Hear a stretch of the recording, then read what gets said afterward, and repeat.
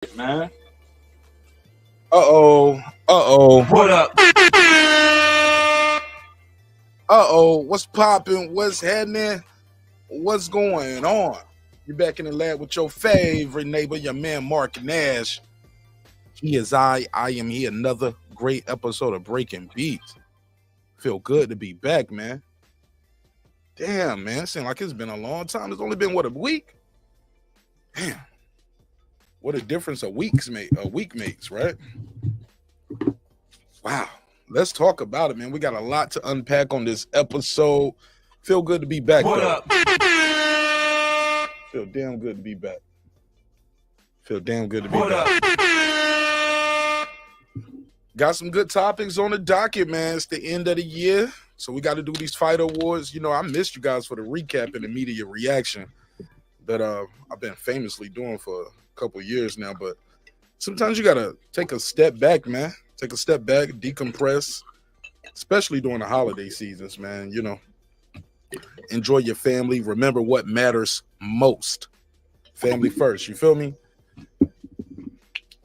But I had a good time, man. I had a damn good time. Feel good to be back, man. I'm so excited about this episode. And it's gonna be some mad. It's gonna be some people mad out there. It's gonna be some mad individuals out there. And I know, because I've already seen some of the content out there over today. I took a little break though, man. I actually stepped away for the whole week. I wasn't really watching any live streams like that. I watched the boxing match, but I wasn't really tuning into people's streams. I just need to take a step away, man. Enjoy my family, man, and really get me a good break in. But I'm back now though, baby. Oh, baby, I'm back. I'm re-energized. I'm rejuvenated. Oh, man, I'm ready to talk some shit, man. I missed y'all, though. I ain't even going to hold you. I ain't even going to hold you. I missed y'all a little bit. Some of y'all, I missed y'all. Heard y'all was looking for me. Guess what? I was looking for you, too. Let's start this damn show. This is my passion. This is what I love to do. But some days, sometimes, I'm just like you, man. I hate this job. Damn, I hate this job. Damn, I hate this job. Damn, I hate my job. Damn, I hate this job. I'm just like you. Damn, I hate this job. Man, I hate this job. Man, I hate my job. From a good dream I awake, sun rays on my face, planning out my day, hoping this ain't the one that I catch a case. I feel so good, I feel so straight. My manager keep calling me saying, hurry up, you late.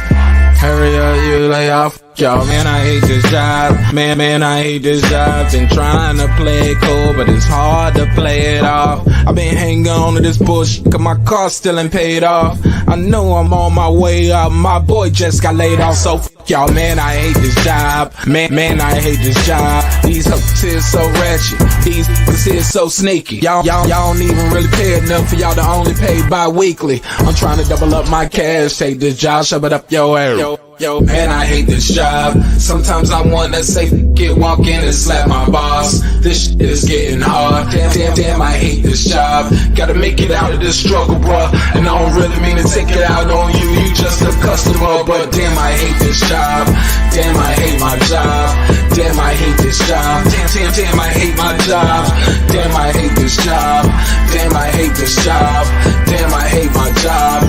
Damn, I hate this job. We're the reason why your stockholders always stay afloat. Yet I'm asking, are they hiring? Like everywhere I go, schedule will say 9, but I think it's fine if I clock in at 9:04. I work 40 hours a week plus overtime just to be bro. So y'all, man, I hate this job. Hate that I applied. So much has transpired since the day that I was high.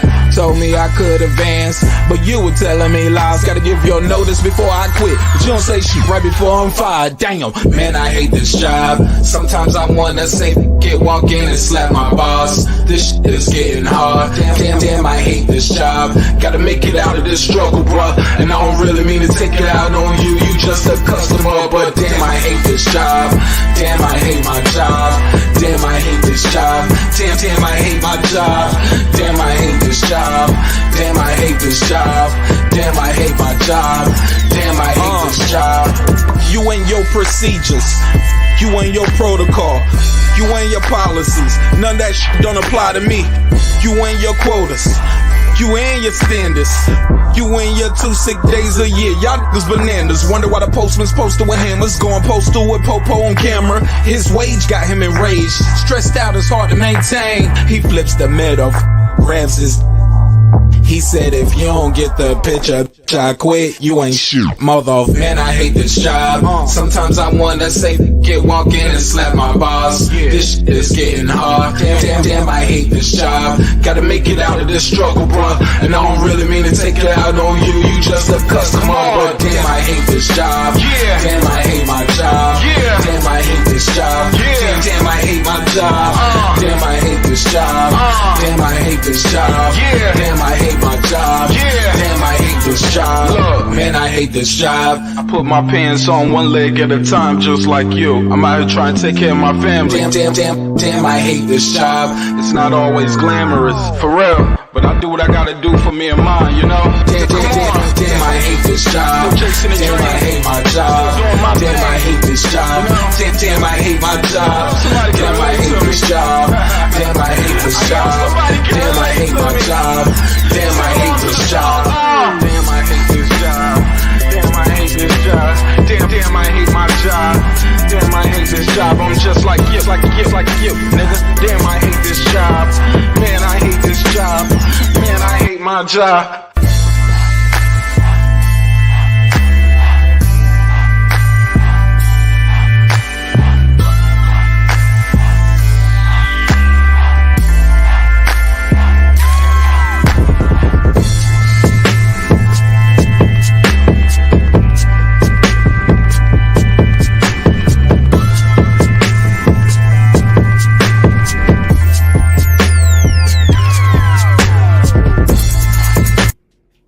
The views and opinions expressed in this program are those of the speakers, commentators, experts, and or the host.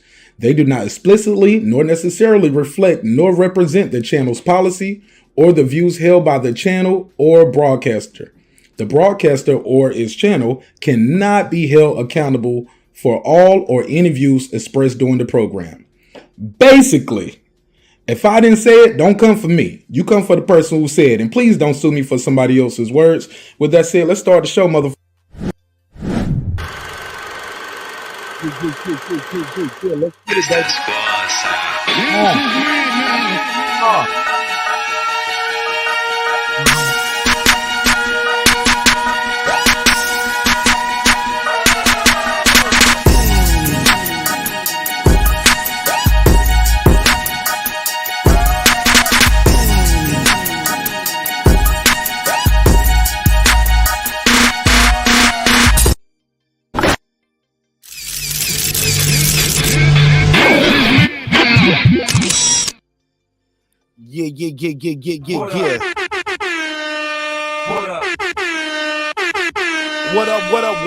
What up? Take this top off the mic. There we go.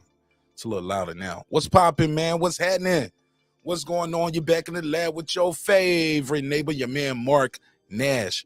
He is I am here. Another great episode of Breaking Beats. How y'all feel? What's the deal, man? We doing the end of the year wrap up, man. What's this today? This the 28th now. If you're on the East Coast, only a couple more of them days left, man, and we will be into a new year, new phase, and hopefully we all will grow and learn some things from this year and move forward in a very positive way, especially in the sport that I love right here, this beautiful sport of boxing. But we got to talk about it, man. We got to wrap up this year, man. We got to wrap this year up. So we're going to go through some topics on the docket tonight. I'm going to open these phone lines up. Definitely got to get it in with y'all and talk about the best of the best and what was the best of the best, the worst of the worst this year when it comes down to this beautiful, ugly. That's what I call boxing, a beautiful, ugly, beautiful sport, ugly business. You feel me? So we got to talk about it, man. We got a lot to unpack, man. Damn, how y'all been? How was everybody's break? Trust and believe everybody had a good break. If not, shit, you probably wouldn't be up here on YouTube talking to me. So we're going to talk about that, though. We got to talk about it. Fighter of the year. Fighter of the year. Also, I have not forgot my drawing. So what's this, Thursday? So probably Friday. Let me see. Let me look at the calendar. my Patreon drawing. Give out my end of the year little gift. So what's that? What's the last day of the year? 31st is New Year's Eve. So the 1st is January. So I'll probably do it Friday or either Saturday. Friday night going into Saturday. I'm going to do my drawing for the Patreon giveaway. Shout out to everybody who switched over to Patreon. I'm rocking with your man Marq Nash in a major way. Let's just jump right into some of these topics, man, because there's so much to unpack. Shout out to my sister Foodie with the beauty. Shout out to Foodie with the beauty. Badass blonde in the building. What up, fam? See my guy in the building. Unbiased fan, Brim Reaper. Matt Wade. What up, fam? Peace to you. Blessings. Lisa Bell. She never fails. Epoxy Magic. What up, fam? All right. Drumming for life. What up? Pure though.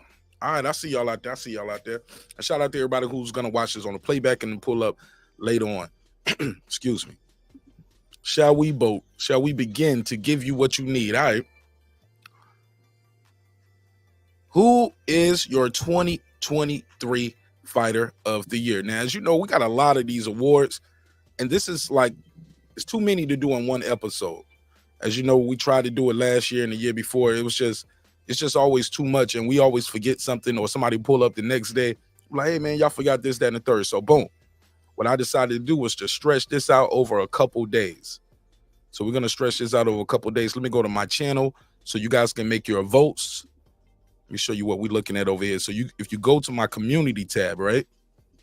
Let me share the screen over there. So if you go to the community tab of the channel, boom. So let's scroll right here. Click the community tab. Got some votes right here for you. Boom. Here you go. So best boxing platform of the year of 2023, Showtime, ESPN, or DAZN. So make sure you guys go over there and place your votes. Hey, look, Showtime had a hell of a year. It's their last year, but they had a good year this year. I can't even knock them. But so far, DAZN is leading the pack. You got a knockout of the year. Now, in the comment section, if I have something there that you guys don't like and you guys have your own choices, nominate it in the comments, all right? So you got the knockout of the year. Biggest robbery of the year. I don't think y'all seen that Cordina versus Vasquez. That shit got 0%. Do y'all remember Kambosos versus Maxie Hughes? But so far, Rolly versus Barroso is winning. Crawford versus Spence got knockout of the year so far. That's winning. I ain't gonna lie, that Joshua over Helena's, that was a one-hitter quitter. That was beautiful. Lopez over Colin. Mendoza Fondor, that was a nice one. Actually, all of these other ones other than Crawford and Spence was a one-hitter quitter. But I felt I would be remiss if I didn't put that up there. And of course, the big ones right here. Pause. Fight of the year. Spence Crawford, Fury Ngannou, Haney Loma. Oshaki Foster versus Rocky Hernandez. Damn, that was a good fight. And he won that shit in the last round. It was going to rob his ass in Mexico. Magia versus Devorchenko was a shockingly good fight as well. Trainer of the year. Bomac is leading this pack right here. Bomac, Ben Davison, Bill Haney, Andy Lee, Eddie Reynoso. Somebody in the comments said, hey, excuse me, you got to put Monster Inoue's pop in there as well. So Shingo Inoue. So we got a nominee right there as well. So it's all good. It's all good. Who else? What's another one we got up here? Knockout of the year, biggest robbery, fight of the year, trainer of the year, biggest comeback. Who had the best comeback year? I could have put Franchon Cruz up there because she lost her titles and came right back the same year. But Teofimo Lopez is leading the pack in this one. He had a good comeback year. Joseph Parker is in the mix. Got Anthony Joshua, Chris Eubanks Jr., Lee Woods as well. I ain't gonna lie, I gotta lean towards Lee Wood or Chris Eubanks Jr. on this one because they got stopped in this year and came back in the same year. But Lee Woods was for a title though, so he might be my sleeper right there. He might be my sleeper on this one. Only 5%, but that's just me though. There's no right or wrong, just a conversation, right? A female fighter of the year: Amanda Serrano, Katie Taylor, Clarissa Shields, Franchon Cruz DeZern, and my sister Estrada, man, super bad Estrada. She's dope. A lot of people sleep on her as well. She fights at the minimum weight for the ladies, but she fired. Fighter of the year, of course, Crawford, Inoue, Haney, Canelo, Teofimo. Look at me. Try to spread it out right there, but it's only 5 slots right here. It's only room for 5 slots. So make your way over there before the end of the year. Cast your votes, and we'll talk about that at the beginning of the year. We'll bring it up with the final results. So we're doing nominees. Today, I'm going to open the phone lines up, let you guys make your case for why your guy, whoever your guy is, should be fighter of the year. Fighter of the year. That's what we're doing today, because I know that's a long topic of itself. So that's going to be the biggest one. A lot of those other ones, we can squeeze in multiple ones in a day. But today I want to focus on fighter of the year and fight of the year. The two big ones for me. Fighter of the year and fight of the year. Shout out to my sister, Rachel Donaire. Long hair, don't care, Donaire in the building. What up, fam? Shout out to Tassie Devil. He said, cheers to everyone. Cheers to you. He said, fight of the year, slightly over Bud. I'm sure you had him fight of the year before he even fought for Undisputed, Brim. Remember that? You had him as fighter of the year before he even won Undisputed. Not me. What up? Not me, though. But that's okay. You got your opinion, and you're entitled to your opinion. Let's go back to Twitter. So got to talk about it. Terence Crawford must have heard my topic, and he said, hold up, homie.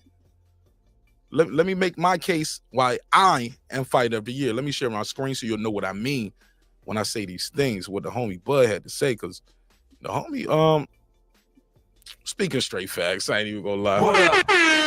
Gotta love it, though. I ain't gonna lie. I like this new energy that Terence Bud Crawford, excuse me, has been exhibiting since he left Top Rank over the last 18 months. Really been enjoying the energy. Love to shift the energy. Like, yeah, talk your shit, man. You better talk that shit. If not you, then who? Other than me and Bernie the Boxer. And Cam, too. Cam would give it up. Shout out to Chief Wi-Fi. He said Crawford fighter of the year for being the first two-time undisputed. Right, bro. And he beat a top 5, arguably, well, top 10, arguably top 5 pound for pound, undefeated 3-belt champion to do it on their platform. Like, all the odds were against him, man. Shout out to my boy Luke. He did a good job breaking it down. But let me share my screen so you'll know what I mean. Let's go over here to Terence Crawford Twitter page, and I want you to read along if you know what I mean. That's what your boy Bud had to say. Yo, when I say I love the energy, man, I'm not gonna hold you. Sometimes I think my boy Clip said it best. He said sometimes if you don't toot your own horn, there won't be no music. Some shit like that. He said some kind of deep shit like that. Shout out to Clips. What up, fam? All right, let me take this off the screen. And let's blow this up full screen so you'll know what I mean. Let's see what pound for pound #1 fighter in the world has said today. He said, I'm the only fighter to be a top 5 pound for pound fighter this year. Let's stop right there. Is he? Who else be the top 5 guy? Who else be the top 5 pound for pound guy this year? All right. I'm the only fighter to be the top 5 pound for pound fighter this year. And the way I beat him was unmatched. 2023 fighter of the year is me. Some might say I only fought one time, but that one fight was bigger than any of the others. Hashtag facts. All right. Let's talk about it. Is he right? Is he wrong? Now, me personally,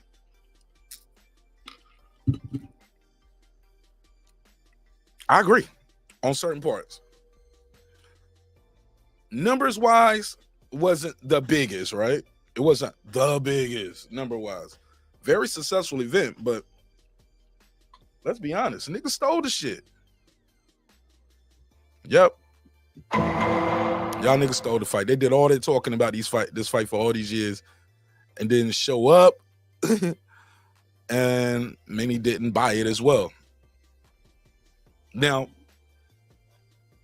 I heard somebody out there say, and this is what I thought was crazy, Errol Spence wasn't a top 5, top 10 pound for pound fighter. And to that, I had to say, nigga, what? Never heard of it. Delusional. And these niggas is delusional. Delusional. And these niggas is delusional. it up as they go, huh? Little freestyle in the mix, right?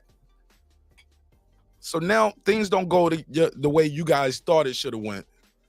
Like they going above and out they way not to give Terence Crawford his props. Let's keep it a buck. Y'all niggas didn't even know who the fuck this guy was and New Way was fighting until a New Way fought him. That's a fact. Now that's not no knock on him, and it's not a knock on a New Way, but unfortunately, a lot of people don't follow the weights from what 108, 118. Yeah, you're right, Brim. You're right on that part. But the pundits and the masses don't either. They didn't know this guy. They didn't know the guy, man. Let's just keep it about. You didn't know him. The biggest, to this day, the biggest name on his resume is Nonito Donaire. Hold on, let me take the call. I got the first call in here. Hold on, let me plug you in. Let me plug him in. All right. Bear with me. Sounds good, man. 646, you in the mix. Tell them your name, where you from, family. Brim Reaper, New Haven, Connecticut. Holla at your boy. What's up? First one on the line. Talk to me. Yeah, I figured I'd go ahead and get in early while I could. Hey, listen, this is an interesting topic. I don't think it's something to, lose your shirt over in regards to who's number one, because I think both of them are very, very, very deserving, and they both have very good arguments on each side. So for me, anybody who picks Bud to be fighter of the year and pound for pound number one, or a New Way, vice versa, I have no issue with either one. So I just want to clarify that off the bat, because both of them are very deserving. Okay.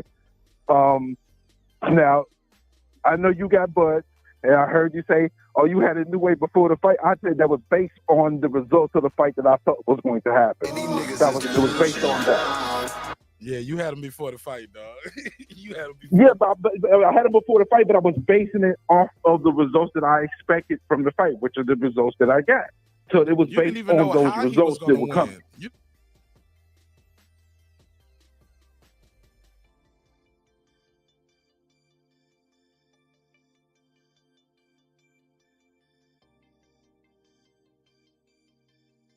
didn't even know.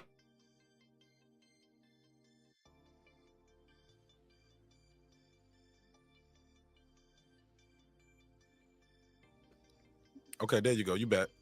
Now you say okay. You say you had him winning before the fight. I mean, you had him pound for pound. But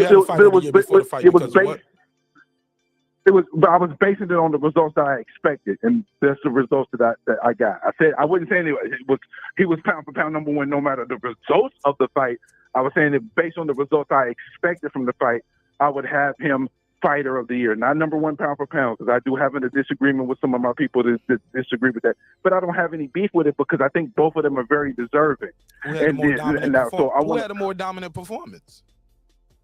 I believe that's why I feel like he's performer of the year. I give him performer of the year. I feel like Terence Crawford had the most dominant performance. So let's talk about the it ain't no such thing as performer. It's fighter of the year. Come on, you moving the goalposts from fighter of the year. No, I'm not. No, Mark, you gonna have to accept that or not. One of the two. I'm not going to debate that. To me, performance of the year is not the same thing as the fighter of the year, because the fighter of the year.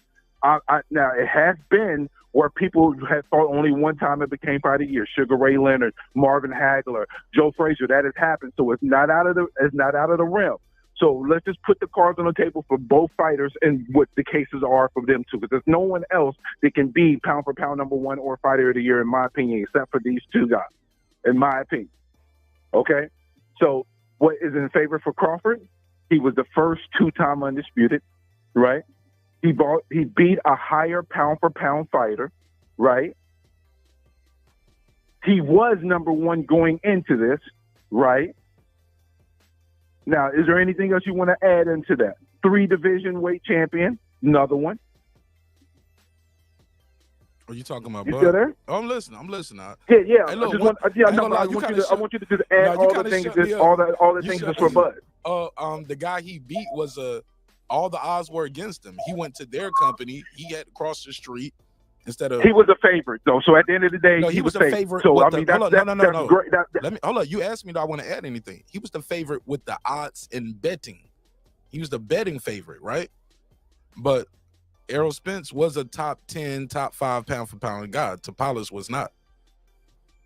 Yeah, I stated that. I stated that he was a top 5 pound player. That's our argument that goes into Terence Crawford. Did you say he was undefeated too? The guy you beat was undefeated. Who? Terence Crawford beat an undefeated. Yeah, he was. He beat an undefeated. Yeah. Okay. So anything else we can add on to Bud? I just want to add all the things that the guy he beat was dangerous. He was supposed to be a knockout guy, right? The guy Inoue beat was not known to be a knockout puncher. Let's not go by supposed to be, and let's go by what we actually 100% know. Okay, well, according to his box rec, he's not a knockout artist. Can we go with that? Okay. Yeah, that's good. That's good. I just want to add put all the cards on the table for Terence Crawford. Oh, it's more cards, but I'll say the big joker and the little joker for later. Go ahead, shoot your shot. Okay. Now, in regards to Inoue, he got 2-time undisputed faster. He did it in 25 and 20. He basically did it almost in a calendar year. That's a little bit. It took 13 months for him to. That's not fair. Though. Listen. Okay, let me stop you. Fairness has nothing to do with it. It's not fair for Terence Crawford, but that's not Inoue's fault. That has shit to do with Inoue. If you're the money man, you can make shit happen. You call the shots. You can make people fly to Japan and sell you their title. You're right, but that's not something I can use for argument for Terence Crawford. That's just what it is. That's not fighting though. That's popularity. The tomato, potato. No, I'm popular. Okay. I'm more popular than you. Yeah, I can make you come to Japan and sell me your title. Those guys could have said no. I don't want to come as well. So that means that your argument towards that to me doesn't hold enough weight because you go back to burgers and fries. It's not a combat. Hold up, but then it's no more ribeyes. It's back to burgers and fries, nigga. You stupid. You want to live with your mama? You want to go back and live with your mama? Or you want to get your own crib? No, not a single one of them fighters was living with their mama when they went to Japan. Niggas be living with their moms. Or let them tell it. My mama live. Hold up, but you know the new shit. No, my mama live with me. Nah, nigga, you live with your mom. You gonna go home? He pay all the bills. His mama live with him. Nah, niggas grow up in the same room they grew up in. But go ahead. You're stupid. All right, so continuing on Inoue. Inoue has one more division than Terence Crawford. He has he's 4-weight division. Terence is 3, so that's a 1 up on Inoue. Sir, we talking about fighter this year, fighter of the year. It's 1 year. I'm combining both. I'm combining fighter of the year and pound for pound. Whole career? No, I'm talking about both. I'm talking about fighter of the year and pound for pound. That ain't what we doing though. You got to take one off the table, bro. We're doing 2023 fighter of the year. Okay, so from January. Okay, so we'll take pound for pound off the table. January to December, 2023. Okay, so we're gonna just stick on fighter of the year. Yeah. Okay. Well, both of them accomplished 2-time undisputed. Terence did it in a little bit more what's the word? Dramatic fashion. Inoue did it quicker. Inoue fought twice and had 2 knockouts against two titleists, one which was an undefeated fighter, a unified champion as well. I just look at it for when it comes to fighter of the year. I just believe that if Terence Crawford had a second fight, I could have made the argument for Terence Crawford to be fighter of the year. But if somebody has Terence's fighter of the year, I don't have a beef with it because the magnitude of that fight was phenomenal. But the fighter of the year for me is Inoue because of what he was able to do in a short period of time, and he fought twice. That's why he got the fighter of the year for me. But anybody who has Terence Crawford, I don't have a beef with you. Now, if you say Devin Haney or Benavidez, I'm going to look at you a little bit side-eye. But those 2 guys, hands down, one of those 2 will get the fight of the year. I just got Inoue because of the activity, because the activity does matter. One extra fight is very active. Bro, it's one other fight. Yeah, but he's been... I fought once, you fought twice, and it's not his fault. Like, and because peep this, if Cool Boy Steph had, let me say this. His fault. Let me finish. Cool Boy Steph didn't have a rematch clause. If he had a rematch clause, he probably wouldn't have got 2 fights this year. Crawford and Spence had a rematch clause. Everybody knew that, and technically, when it was all going down at the beginning, people were happy about it. They like, oh, we gonna get 2 fights, maybe a trilogy. After seeing that shit one time, it was just so dominant. People don't want to see it twice. Like, come on, fam, we got to get off the gas, man. It was so bad. It's like, come on, fam, that shit it's just different. Listen, I think he's a little bit of a victim of his own success to some degrees. If he beat him so thoroughly, but at the end of the day, championship fight wise, Inoue had more championship fights this year, and he had 2 knockouts. He won undisputed. He went, and it was in a new way. He went into a new weight class and wiped the whole new weight class out in a calendar year. That's why I give it to Inoue for Fight of the Year. But again, if you have Terence Crawford, you get no beat from me. And what's your criteria again? He fought twice. Kafudi said, I'm not gonna lie, that's a goofy criteria. Like, what was your criteria again? I mean, you can call it goofy all you want. Break it down. What was it though? Activity. Well, what's on the line? You know, like who you thought was on the line. He got 2 belts and then 2 belts against 2 unified champions. He stopped them both. One was undefeated. Yep. One was undefeated. Yep. And the thing is, he did it in that calendar year. I think that is the factor I think that pushed him over the top for me for Fighter of the Year. He did it in 1 calendar year. 2 fights, both knockouts, took the whole division out in 1 year. That's phenomenal. Doesn't take anything away from Terence Crawford, because what Terence Crawford did was phenomenal, and he deserves to be. If you have him the Fighter of the Year, no beef from me. But it's all about who you fought too, though, right? Yeah, but see, the thing is though, that who you fought conversation gets a little bit diluted because American fan base doesn't have the knowledge to sometimes even argue this point.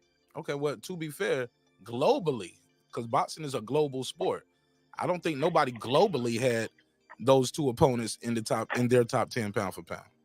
No. The closest was Cool Boy. He was fringe. He was like top 20, but he wasn't pound for pound top 10. But he was a fringe outside of the top 10. He was a fringe. But again, that's the point that you can give towards Bud, because he beat a higher guy. But some people who really love Bud Crawford didn't feel like Errol Spence was really all that great in the first place.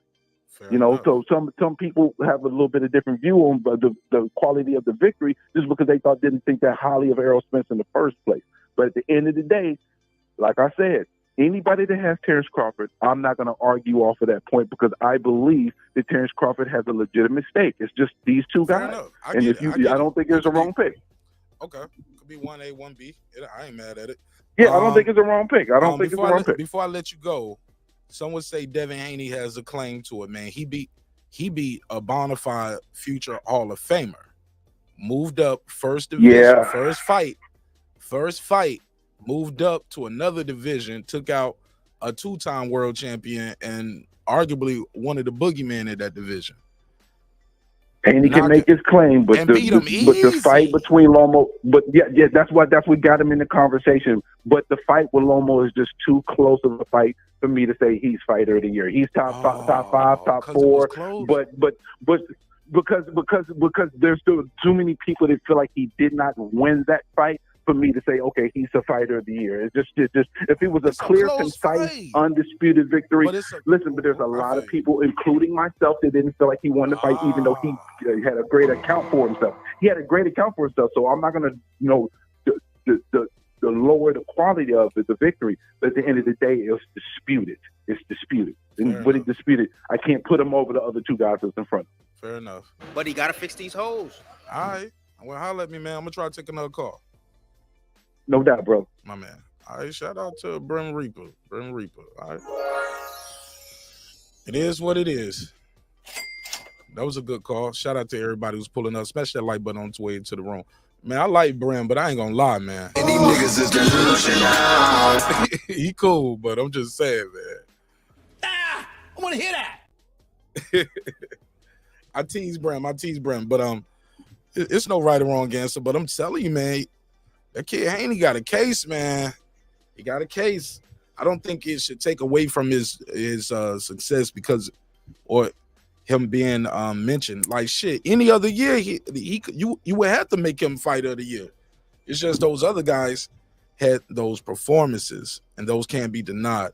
Put the number back on the screen if you want to call in and voice your opinion. Cam said, yeah, put a case on it.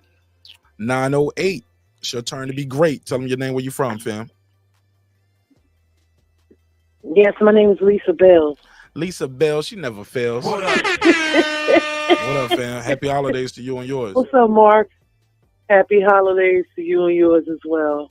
Talk to me. Hey, what you think? What you got? Yeah, I mean, I got Bud because I walked this journey with Bud, you know. But what I'm not gonna do is I'm not gonna like if anybody has, you know, if they have a new way, or if they have Haney, that's fine. You know what I mean?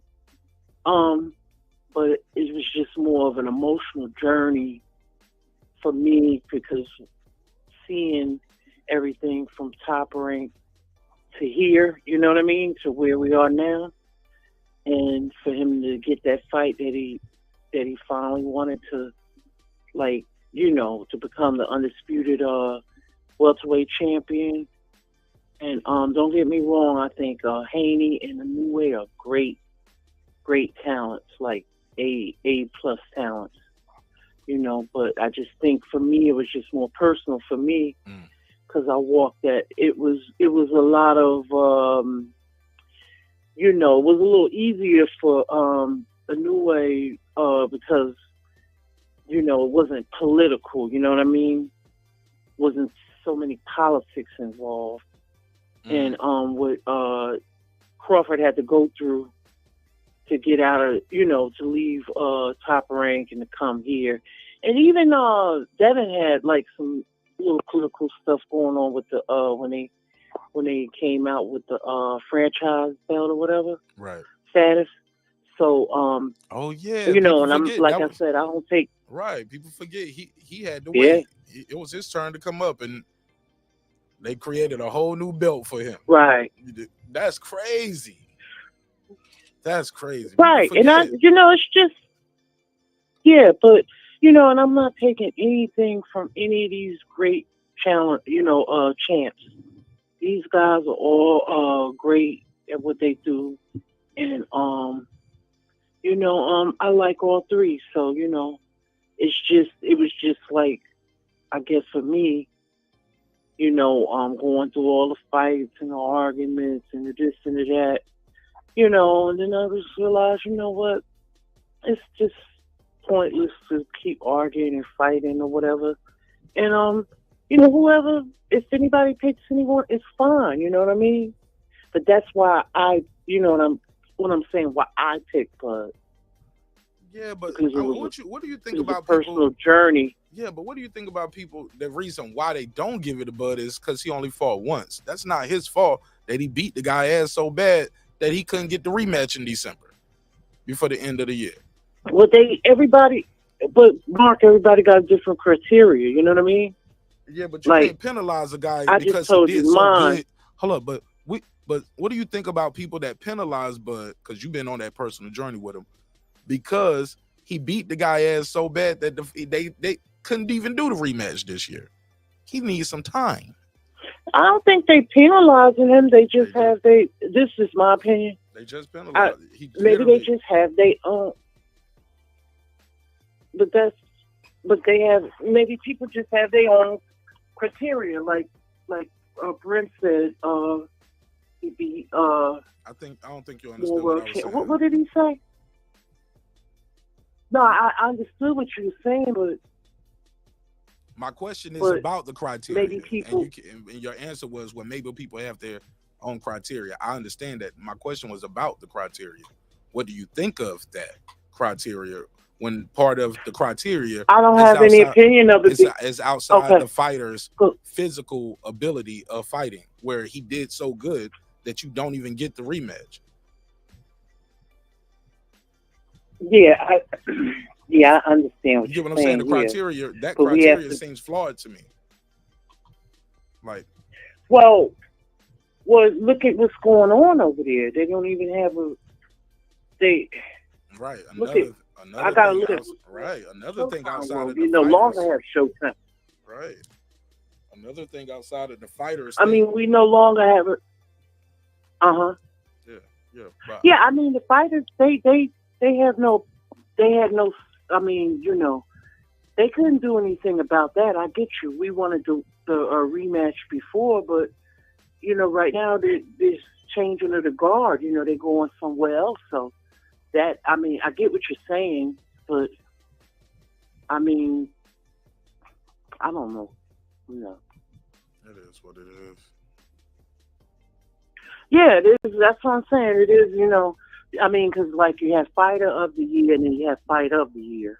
Well, you got Fighter. So, you know, Fight of the Year, I have Stinson Bud because that was just a surgical dismantle. You know what I mean? That's just me. That's me. But if somebody has another, you know what I mean? Somebody may have something else. You know what I'm saying? So, yeah, you know, at this point, I mean, I'm just, yeah. That's what I have personally. Yeah, that's what I have personally. But for me too, because Lisa, you know, I was so invested. I was just so invested. I ain't gonna lie. I was just so mentally and emotionally invested in it. I screamed and yelled at niggas for years about that fight. So yeah, that shit was crazy. So yeah, I was. So you might be right. I might have a bias because I was so invested. And I was there. Right. You Yeah. get what I'm saying? Like. Right. Yeah, exactly. I mean, you was even more than me. You was there, and you know what I mean? Like, yeah. But I, like I said, just I was on that journey. Yo. You know, but I, like I said, listen. Nonito fought on that card. Like, man, I was there for that. Yeah, Nonito fought on the card, and man, you did the ring walk and everything. Your song. Yeah. You guys. I'm too close to this. Hey, look, if I was a police officer, so hey, look, Lisa, if I was a police officer, they wouldn't let me work this case. They'd be like, "You're too close to this, Nash." I got you. Let's get bells on the case. We need bells on the case. Right. Yeah, I get you. Listen, yeah, and that's not to take anything away from Haney or Inoue. Like I said, they're all great fighters. You know what I mean? Like at this point, I just want to be a little bit less biased. I'm gonna tell you who I didn't give Fighter of the Year to. I did not give it to Canelo. Who? I did not give it to Canelo this year. He wasn't even in my top 5 Fighter of the Year. Sorry. Oh, okay. Yeah, he didn't have like the biggest fights this year, you know. Yeah, but yeah, John Ryder and Charlo. I'm sorry, I did not give him Fighter of the Year. I didn't even nominate him. Shit, Canelo a G in this game, so you know what I mean. Yeah. Like he don't want this shit 100 times. You know what I mean? This nigga got 100 of these. He don't give a fuck about this shit. Yeah, this guy is filthy rich. You know what I mean? Yeah, he does not care about our YouTube channel. Canelo probably got a golf course on his mansion for all I know. Yeah, he definitely. You know what I mean? He's chilling. Right, and he don't even have to go out there and gather the balls up. Fuck it, pause. Just leave him out there. Hey, look, he got that little motorized cart to go get him for him. Exactly. Yeah, he good, man. Yeah. He living his I best ain't life. mad at none of these guys. A lot of these dudes, man, doing their thing. I ain't mad at none of them. All right, well, Lisa, let me call somebody who want to argue with me. This was too friendly. I want to go back to screaming and yelling. I'm going to call Bren back. Okay. Hey, look, let me call Bren back to get him turned up again. Yeah, call him back, yeah. Lisa said, yeah. All right. She said,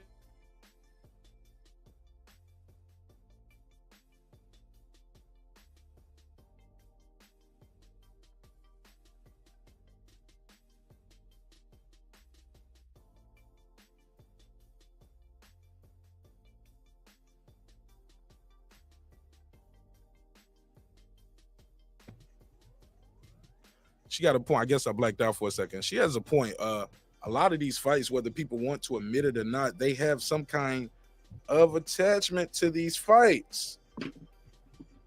Whether they was rooting for the guy, betted on the guy, they was at the fight, their hometown.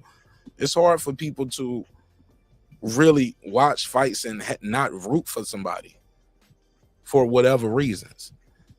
How many of y'all grew up with that person that was like, oh, well, shoot, I'm rooting for the black guy? or I'm just rooting for the Mexican. 702, what it do? What's your name? Where you from? My name is Nonito Donaire.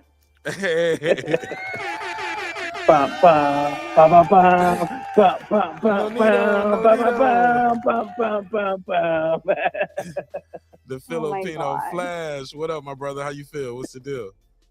I'm good, man. Happy holidays to you, brother. Happy holidays to you. Man, happy holidays to you, champ. Thanks for calling in. How's everybody doing? Oh, everything's good, man. Everything's amazing and blessed.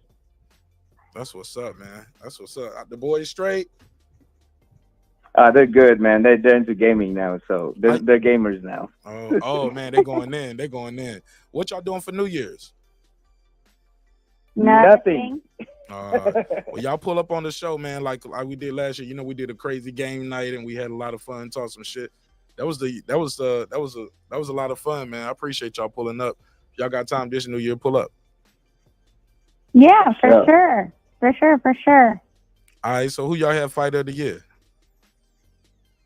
So we kind of want to give you guys like a different like outlook on everything because okay, so you have Inoue, Bud, Benavidez, and Haney, right? Right. So pick a fighter and we'll start with that one. Who do you want to pick first? Do you want to start with, Brim's thing?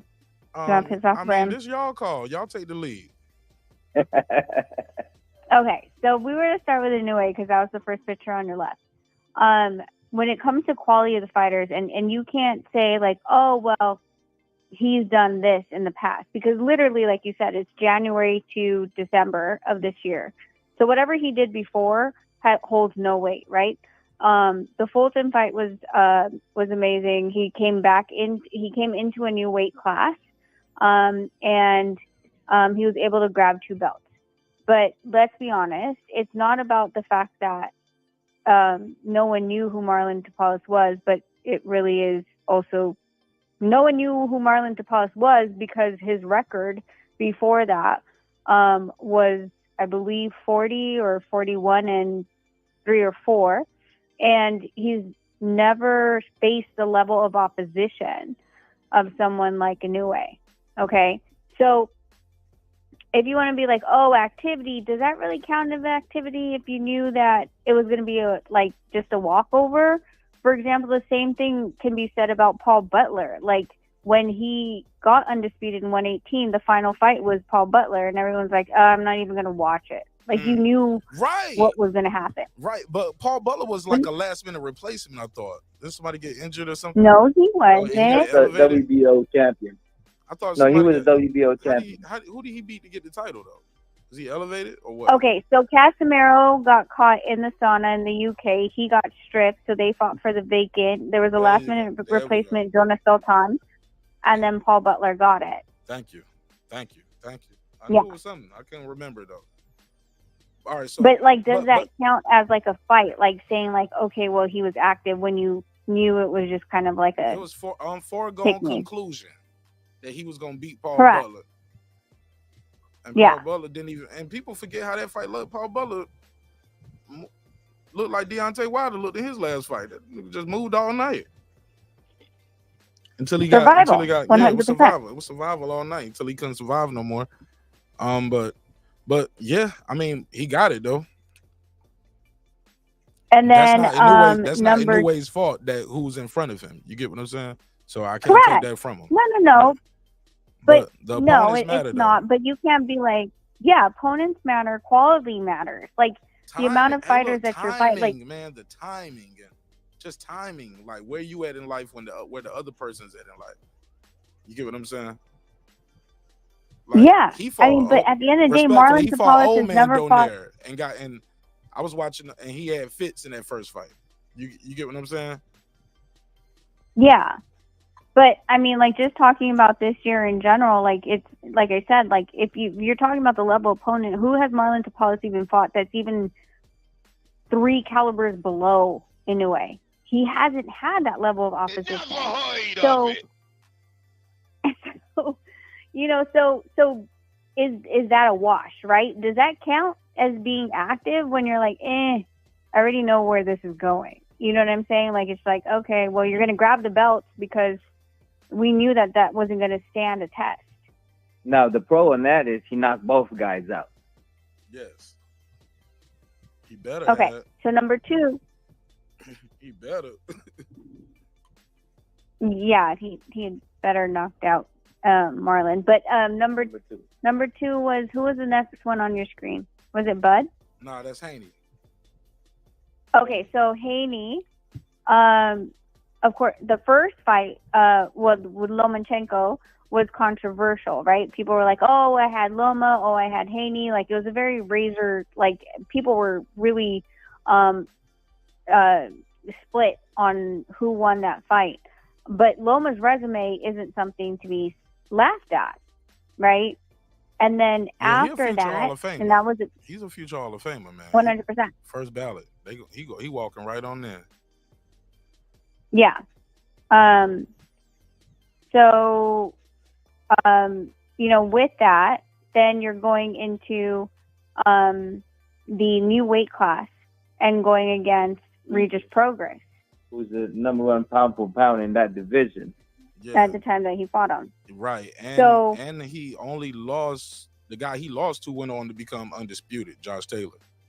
He was a 2-time world champion. He was arguably a boogeyman there, like he was like what, 70-80% knockout ratio, like 29 fights, 22 knockouts, some shit like that.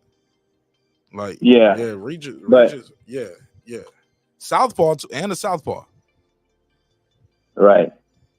So ultimately, when it comes down to it, that has a big weight coming up to the division, and this guy being the number 1 guy in that division, and yet not even just beating him, but beat him in a way that was very dominating, and it was just unbelievable how he did it. One-sided, man. I thought he was gonna stop him. I called that before and he the fight, dropped though. him, you know. I called it. Though. I said he was gonna stop him though. I said he gonna beat him easy. And I was screaming like that. I was doing the same thing with the Loma fight. He gonna beat him easy. It was like, what if he don't beat him easy? I said, it don't matter. He gonna beat him. It was like, and I remember HLD. Shout out to HLD. Happy New Year's. Happy holidays to you, HLD, wherever you at. He was like, Mark, I'm telling you, man. I don't know. I got Loma, and then Haney pulled that shit off, man. That last round, that's what people keep forgetting. It was that last round. Loma said, I thought I was winning, and he took it off. Why would you think that? Especially after the Teofimo fight, why would you think that? Come on, man. You should never take it off. If it's going to cards, you should never let off. That's cap, man. Them body shots was sinking in. The kid was putting it on him. Like, his face showed all the damage. Like, come on, man. Like, let's just keep it a buck, man. That some of that punishment starts sinking in the longer that shit go. Everybody know. But I hate that sore loser shit, man. I hate that sore loser shit. Like, come on, man. You take away from the sport that's already played with corruption so much when you can say I gave up the last round and you lost by like a round on some cards. You get what I'm saying? It could have been a draw. You could have won. You get what I'm saying? Yeah. Like, it could have been a majority draw if he would have won that last round on 2 cards. One judge would have lost. He still was losing, but it would have still been a majority draw. Gave up that round, man. The last round. But I digress. Go ahead. Well, that's the con of Haney's thing is the fight with Loma could have gone either way. Some people thought that Loma won. Some people thought Haney won.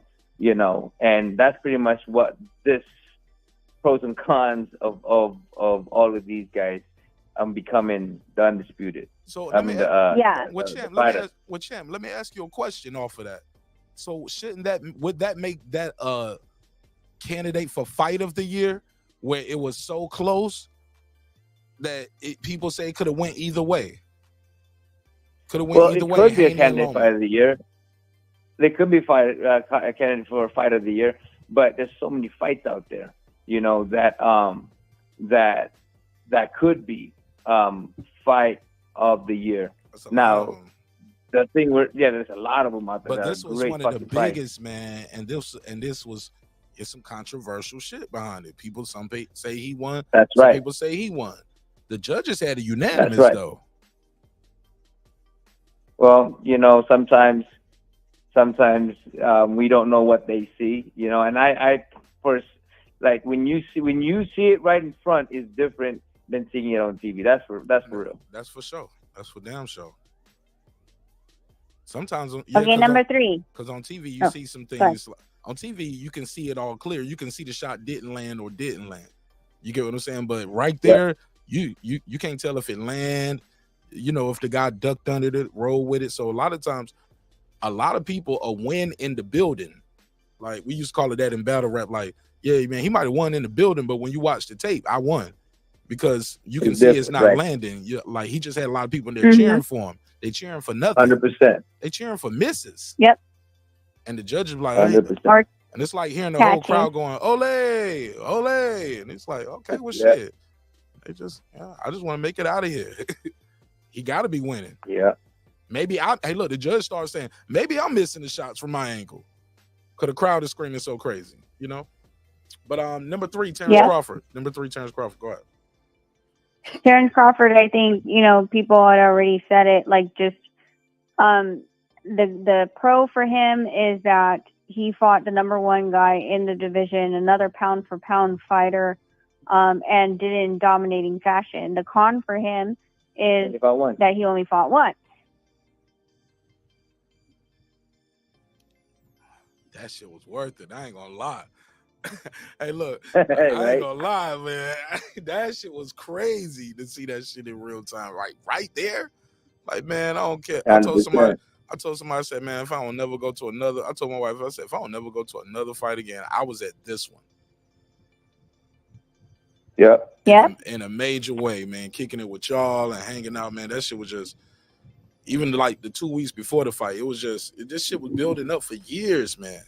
And then for it to look like that, the Eminem, the nigga came out with the fishnet. They had to do a coin toss. He had to leave his it was so much shit around it. But what Lisa's brought up was, hey, yo, he beat up Loma like that because I'm adding to what she said, but she was like, it was some shit behind that. Remember, they created a franchise belt, made him an email champion.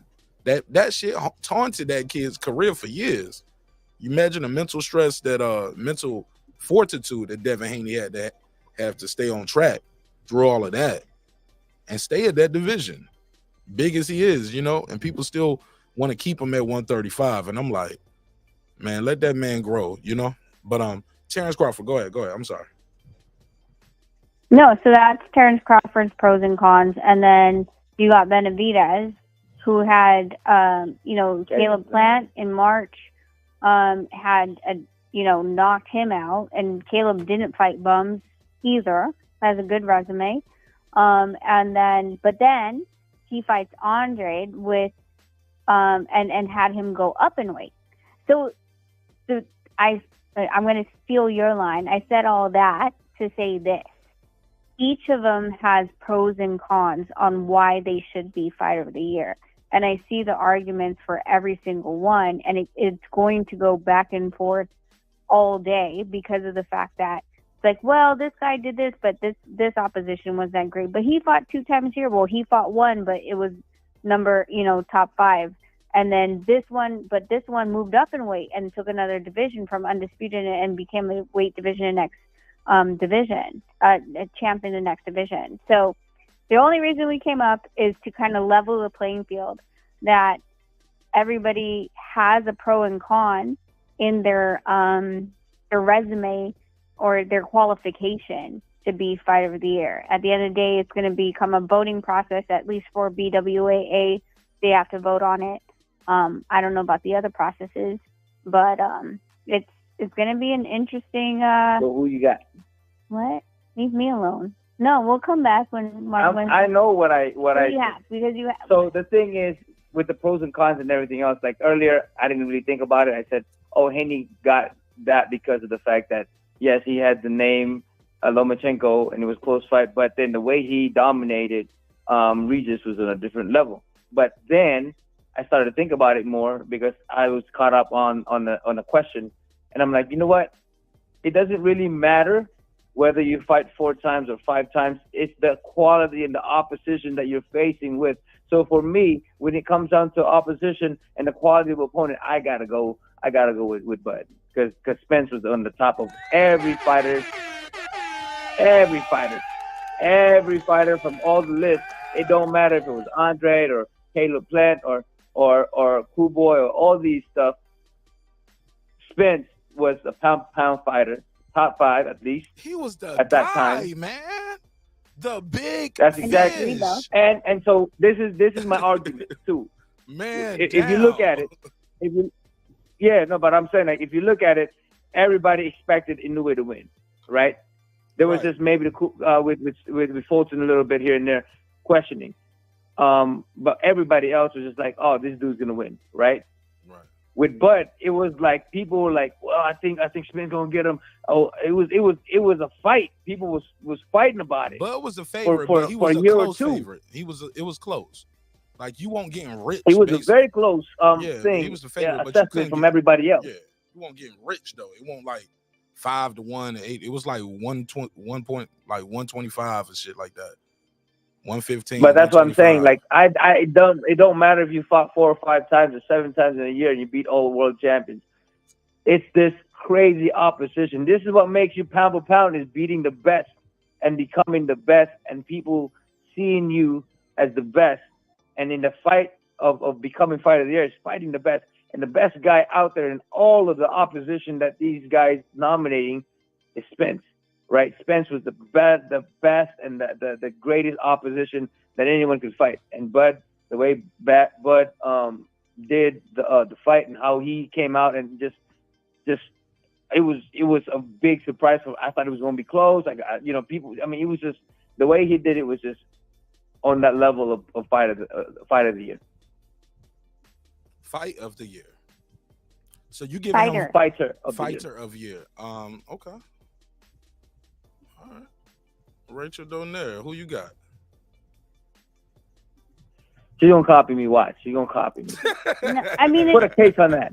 It's so different, right? Like this is, like I said, like this is such a back and forth. I can't stamp. The only reason I can't stamp Inoue is because of the Marlon Tapales fight. Like, it's like, tell me he was an actual top 10 pound for pound, and he wasn't. So I don't feel like that level of opposition between him and Paul Butler, it was just a give me. It was a pick me. Like, hey, I got the belts, come get me. Paul Butler was last year. He fought Cool Boy Steph, though, who was undefeated. No. Yeah. But, I gave him that one. For me, I never thought Cool Boy was going to win that fight. And the closer we got to the fight, the more I really didn't think he was going to win that fight. Because there was no one that thought Marlon Tapales was going to. But that's what I'm saying. But once he won those 2 belts from Cool Boy, I was like, oh man, this fight was a coronation. It's done. He's gonna get it. Yeah. Yep. It was because those 2 guys can't crack. Those guys can't crack, man. And the writing was on the wall for how Cool Boy did with pressure when he fought Brandon Figueroa, and he got out there within an inch of his title and his life. Shit. Because Brandon Figueroa was landing on his body and was beating him up. Like, that fight could have went either way. Some people thought Figueroa got robbed, so that fight could have went either way. Go ahead. Let me just say this. As far as, like, Inoue, like, people are like, oh, well, I mean, what opposition? If you're looking at 26, they're, like, look at the champions in 26. It's possibly Robisi gives him trouble. But then if he picks one of the other champions that isn't as sturdy and skillful, then it might give him problems. Then you go up to 130. That's a better. I think that there, at this point in time, there needs to be some depth in the division to be able to stop this steamroll. But if the division just isn't something that has any depth and it's shallow at the time, it's timing. Because let's remember, Fulton was actually supposed to go and fight Figueroa for 26. Yeah. He got pulled back into 22 for the Inoue fight. It is what it is. That's no shade on it. Yeah, right. Because it was so much Correct. money, he could not. Like, you can't turn it down. You a prize fighter, right? This is the most money you made in a whole bunch of fights combined. You're not about to make that here. Win, lose, or draw, man. What he was getting like $4 million or something for that fight?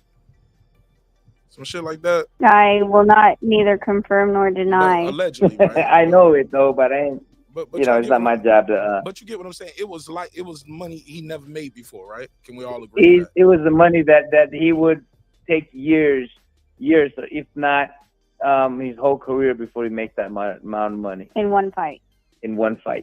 Woo. Yeah. So $4 million. Can we say I'm lowballing right here? I'm playing it fair right on the low end. Not neither for good. Marq. Little pocket watching. We can talk about it offline. How about that? Fair enough. But you can't say anything about it. No. But it's all it's gonna do is further substantiate what I'm saying. It is this is what you get into the business of boxing for. Like you want to be a world champion, and but after you become a world champion, you want to earn a payday, man. You want to walk away with something still in the pocket for all of this punishment. And even after that, once you accomplish that and you accomplish that, the next step is I want to be a Hall of Fame. I want to go down. I want to be remembered forever. You know what I'm saying? So you start adding layers to greatness. Forever. Yeah, man. Never meant to make your daughter cry. I apologize for your time. Yeah, man. Yeah, man. I'm sorry, Miss Jackson. Ooh, I am for real. Oh my God. He always bursting out his song. This motherfucker just. I'm telling that's you, it, man. I'm telling you, the Filipino Flash gonna drop that album on karaoke. It's a like we play karaoke games where you just start singing like random songs and then you pick up from like the word that you can jump in. It's like it's a musical. Oh, I got a game night. I got a game night for y'all, man. When for New Year's, we're gonna be doing name that. Dude, we should do that. I'm gonna play but y'all gotta pick the song. Y'all wanna go? Yeah, I'm gonna play a little bit of the song. You gotta tell me what it is. But you gotta sing it though. You gotta sing some of it. We're gonna have a good time. We're gonna have a good time. But look, so y'all gave it the bud. So real quick, train of the year, real quick. I had Bomac,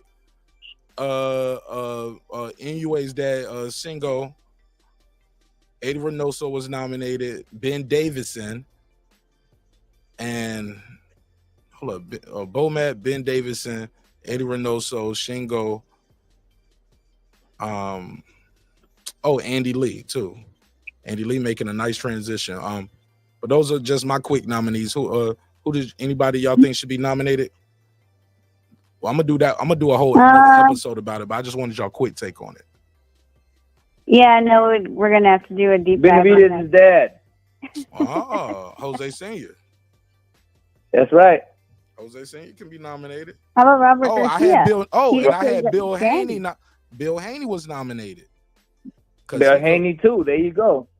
Robert Garcia too. I mean, Bam and all the other fighters that he had was winning a lot this year. You know, you can't just look at just one fighter. But you know, Robert has so much fighters. Right. You know, they got Bam and all these other guys. They always winning. Right. And that's why I nominated Bomac too, not because of what he did with Bud, what he's doing with Keyshawn Davis, but also what they did with Chris Eubank Jr. coming off a loss. Eubank. And that right there for me was more impressive than what they're doing with Keyshawn and other fighters that they work with, right? And Bud, that was impressive. That guy got stopped by this guy. You get with him, and he stops him. That's impressive. That's why I also had Chris Eubank Jr. nominated for Comeback Award of the Year. I got Chris Eubank Jr., Franchon Cruz. I also have Teofimo Lopez nominated because, you know, got to give him props for his comeback year. Joseph Parker had a hell of a comeback year.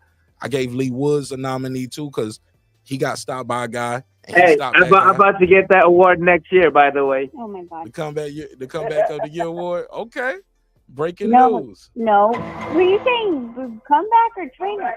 Oh God! Stop, Marq. Stop. You're not helping right now. You said never heard of it. I'm putting a case on you. And he said put a case on it. Okay.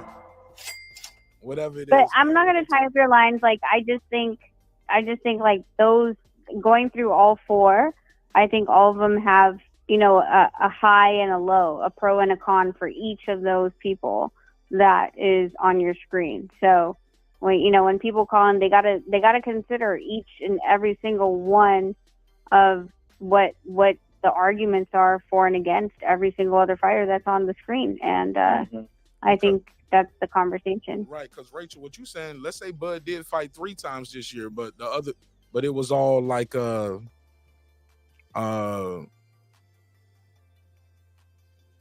let's say he fought 3. He like David Avanesian type guys 3 times this year. Let's move David Avanesian to January. Right, because he did fight him in December. Okay, so now yeah, I know, but I'm just saying, like, if we moved him to January, does that make it better, or does that still again go to the same accord of, well, you fought twice, but your second fight was but your other fight was shitty? I like how you did that, because he fought David Avanesian in December, right? December the 7th. Mm-hmm. So he's like 28 days off from fighting 2 times in 20. You know what I'm saying? He's 26 days off. He missed it by this much, but yet they still gave Inoue credit for doing undisputed in a calendar year. They counted a calendar year for him as far as getting undisputed, but they didn't count a calendar year for the guys fighting. I like how you brought that up. All right, you slick with it, man. You slick with it. It's January to December. It doesn't matter what you did before. Doesn't matter, like that you're talking about. That's a pound for pound talk, but a fighter of the year only does calendar year, and that's why when Nonito won it, it was hard for anyone to debate when Nonito won fighter of the year, because he fought freaking 4 times, and he fought 2 current world champions and 2 former world champions within 4 fights, and no other boxer was. I mean, most of them were only fighting twice a year, so he doubled the amounts of fights, knocked them out, and fought 2 current world champions to grab the belt. So that's why this roster you have on the screen. What year was that? And did he fight them back to back, or was it 2012? He fought Wilfredo Vasquez in February. He came back in July and fought Matabula, took his belt. In October, he took Nishioka's belt, and December was a former world champion, fought him December. All in 2012. Motherfucking Flash, man. So. That was a young man Flash. Hey, look, so how about that? We doing a show about fighter of the year, and we talking to somebody who actually has done it, man. You can't make that shit up, man. We'll get off your line. Just wanted to put that out there for talking points, so people get the whole perspective. And the guy who actually won fighter of the year, who fought 4 times that year, said, "Hey, look, man, he still picked the guy who only fought 1 time because of the quality of the opposition." And he was like, 100%. You can't make that shit up. All right, shout out to the Flash, and shout out to Rachel Dodell. All right, we'll be down in chat. Thanks, Mark. Brother. Peace. Shout out to the champ, man. Shout out to the pros, man. Shout out to Breaking Beast to show the pros love.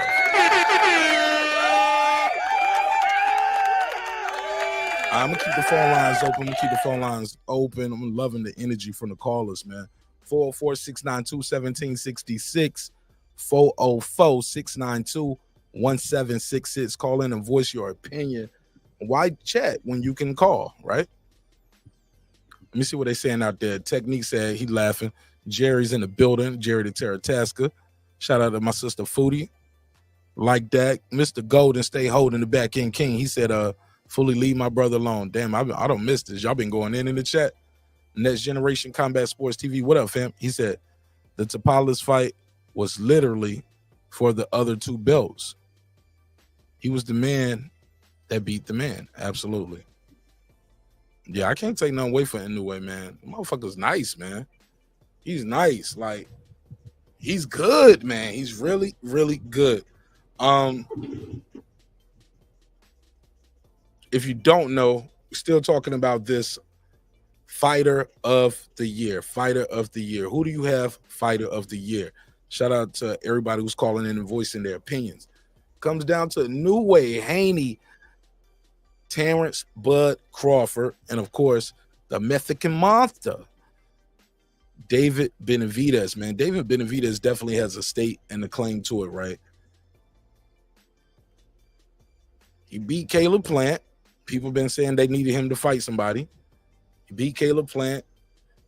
He beat the guys that either fought Canelo or trying to get to Canelo. You get what I'm saying? Terence Crawford put this out. He said, I'm the only fighter that beat a top 5 pound-for-pound fighter this year.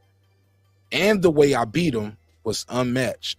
2023 Fighter of the Year is me. Bars. Got the bars with it. All off the top. All first verse. All first verse. Some might say, but I only fought one time. But that one fight was bigger than any of the others.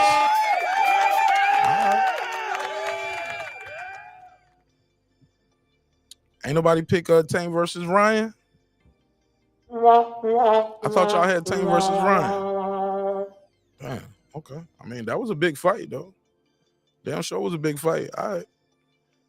Let me see what they saying. Oh, I got something I want to play. Let me see if I got it queued up. I want to know what y'all feel about this. Did y'all hear this? Floyd Mayweather. What he said. Let me see. Let me go to my history. I played it on YouTube. So let me go to my history. Go to my history. Where is this at?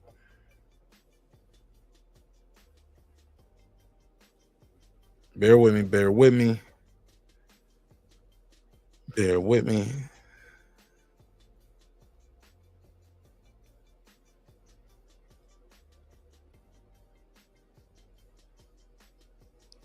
It might be a short. Let me go up here and check my short history. Let me see, man.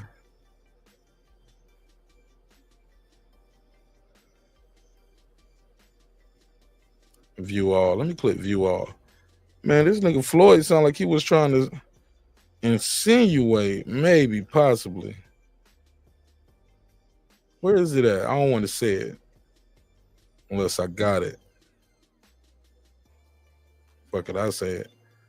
But he was like, in New Way's doing good, but we need to bring him over here to America. We got drug testing. Did y'all hear that? Did y'all hear that, Mayweather? Let me see. Let me just type in Mayweather in New Way. Let me type that in. Let me see. Mayweather New. Here we go. Yeah, from Japan. So when you see he got the victory over Cool Boy Steph. Cool Boy Steph, he's not a heavy puncher, good boxer. But far as, you know, Anu, it was a Filipino fighter. He had fought twice. Donaire. You talk about Nonito. Yo, the irony. Nonito just called in. So Donaire was giving him fits in the first fight. And if I'm not mistaken, Donaire was somewhere close to 40 or 40 years old when he fought him the first time. Whereas he was in his 20s. So he should have knocked him out in the first fight. Fighting a guy, you know, like I said before, you know, at that age. What I need Anui to do is I need him to come fight in the US, random blood, urine testing. I think he's a hell of a fighter. A hell of a fighter. I don't want to take nothing away from him. Hell of a fighter. And I like him because I see he take a lot of my stuff from my playbook. The kid from What playbook is that? He ain't talking about fighting. It sound like put everything in your favor. What do y'all make of what Mayweather had to say about a New Way? What y'all think of that? 446921766. Don't everybody call in at one time. Don't everybody call in at one time. 446921766. Mayweather sound like he putting a case on the New Way. Did he put a case on him? Golly. Somebody said, that's Southpaw TV talking points. I ain't got no problem with him. Every time I talk to him, he call in my show or pull up on the panel. We cool. I ain't never had no problem with him. I don't agree with some of the other content that I've heard of him since then, but that ain't, I mean, to each his own. You know what I'm saying? That's how he give it up. That's how he give it up. You know, everybody got their own style, their own delivery. You know what I'm saying? He ain't never put my name in no video, so shit, I ain't got no problem with him. Somebody said, we don't care about what Floyd thinks. Piotr said, man, Fook Southpaw. Okay. Oh yeah, I forgot y'all did have some smoke that night. It was over quick though. Rachel said, I just read your comments. I see you was agreeing with me. Okay, no, that's like that. All right. But yo, Floyd sound like oh no. Okay, Anui. Mm-hmm. So when you see he got the victory over Cool Boy Steph, he's not a heavy puncher, good boxer. But far as, you know, Anui, it was a Filipino fighter. He had fought twice. Donaire. So Donaire was giving him fits in the first fight. And if I'm not mistaken, yo, I gotta show you this because they cut into the part of like Donaire fucking him up in the fight, and Nonito nose all. Inoue's nose all bloody in the corner. Let me see if I can share this shit. Donaire was somewhere close to 40 or 40 years old when he fought him the first time. Whereas he was in his 20s.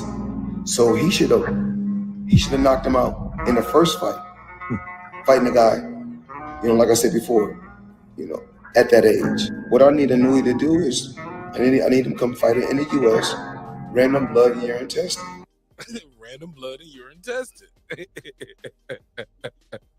Floyd put a case on him. It never heard of it. Oh, you heard of it right here live on Breaking Beats. Damn. Somebody said we ranking Earl so high for pound, but he was a career 147 and considered a weight bully.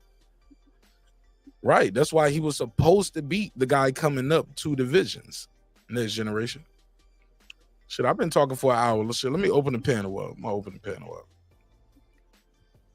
Because after this, because I think, I've been up here, an hour and a half, Dolo. I dropped the link. I could drop the link, y'all. Well, where our likes at? Did we get the likes up? Did we at least get the likes up? I've been friendly with y'all niggas for a long time about not hitting the like button. Did we at least get the likes up? Somewhat. To match the viewership. Hope so. If not, cool. It'll be a shorter episode because I want to do a Patreon anyway. I'm looking at the clock. I got time to do a Patreon. So I'll chop it up with y'all up here for about 45, maybe an hour. I got a Patreon I want to do. What up, Rach? Hi. What up, fam? No, I just came up because I saw that weight bullying thingy. Speak on it. Someone said about weight bullying. I think who was it? Oh, Errol Spence. Sorry, the boys are in the back, but they were talking about Spence. Dude, like, listen, y'all need to stop with this weight bullying stuff because if your favorite fighter, I guarantee you, your favorite fighter cuts weight, which means he doesn't walk around the weight that he's fighting at. Facts. Every fighter cuts. So every fighter is trying to get an advantage. If you can name me if your favorite fighter does not cut weight and walks around at the weight that he fights, then that's the only fighter that is not using weight to their advantage. But every fighter has cut weight. So we gotta let that go. That needs to go out the window. I'm sorry.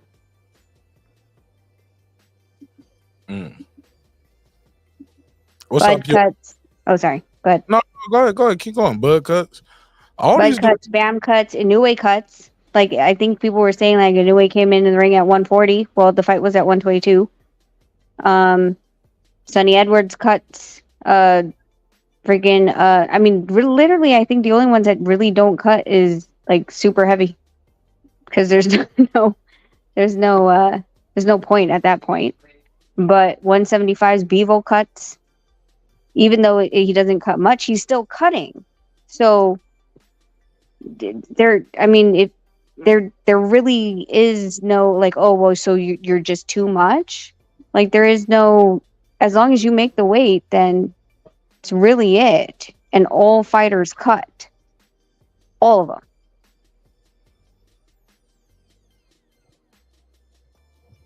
What's up, Puro?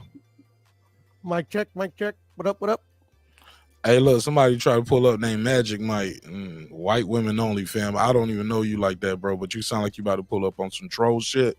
And I ain't I'm sorry, Mark. My white women only might be like that, but you might want to make him turn on his camera just in case. But that's what he goes by sometimes.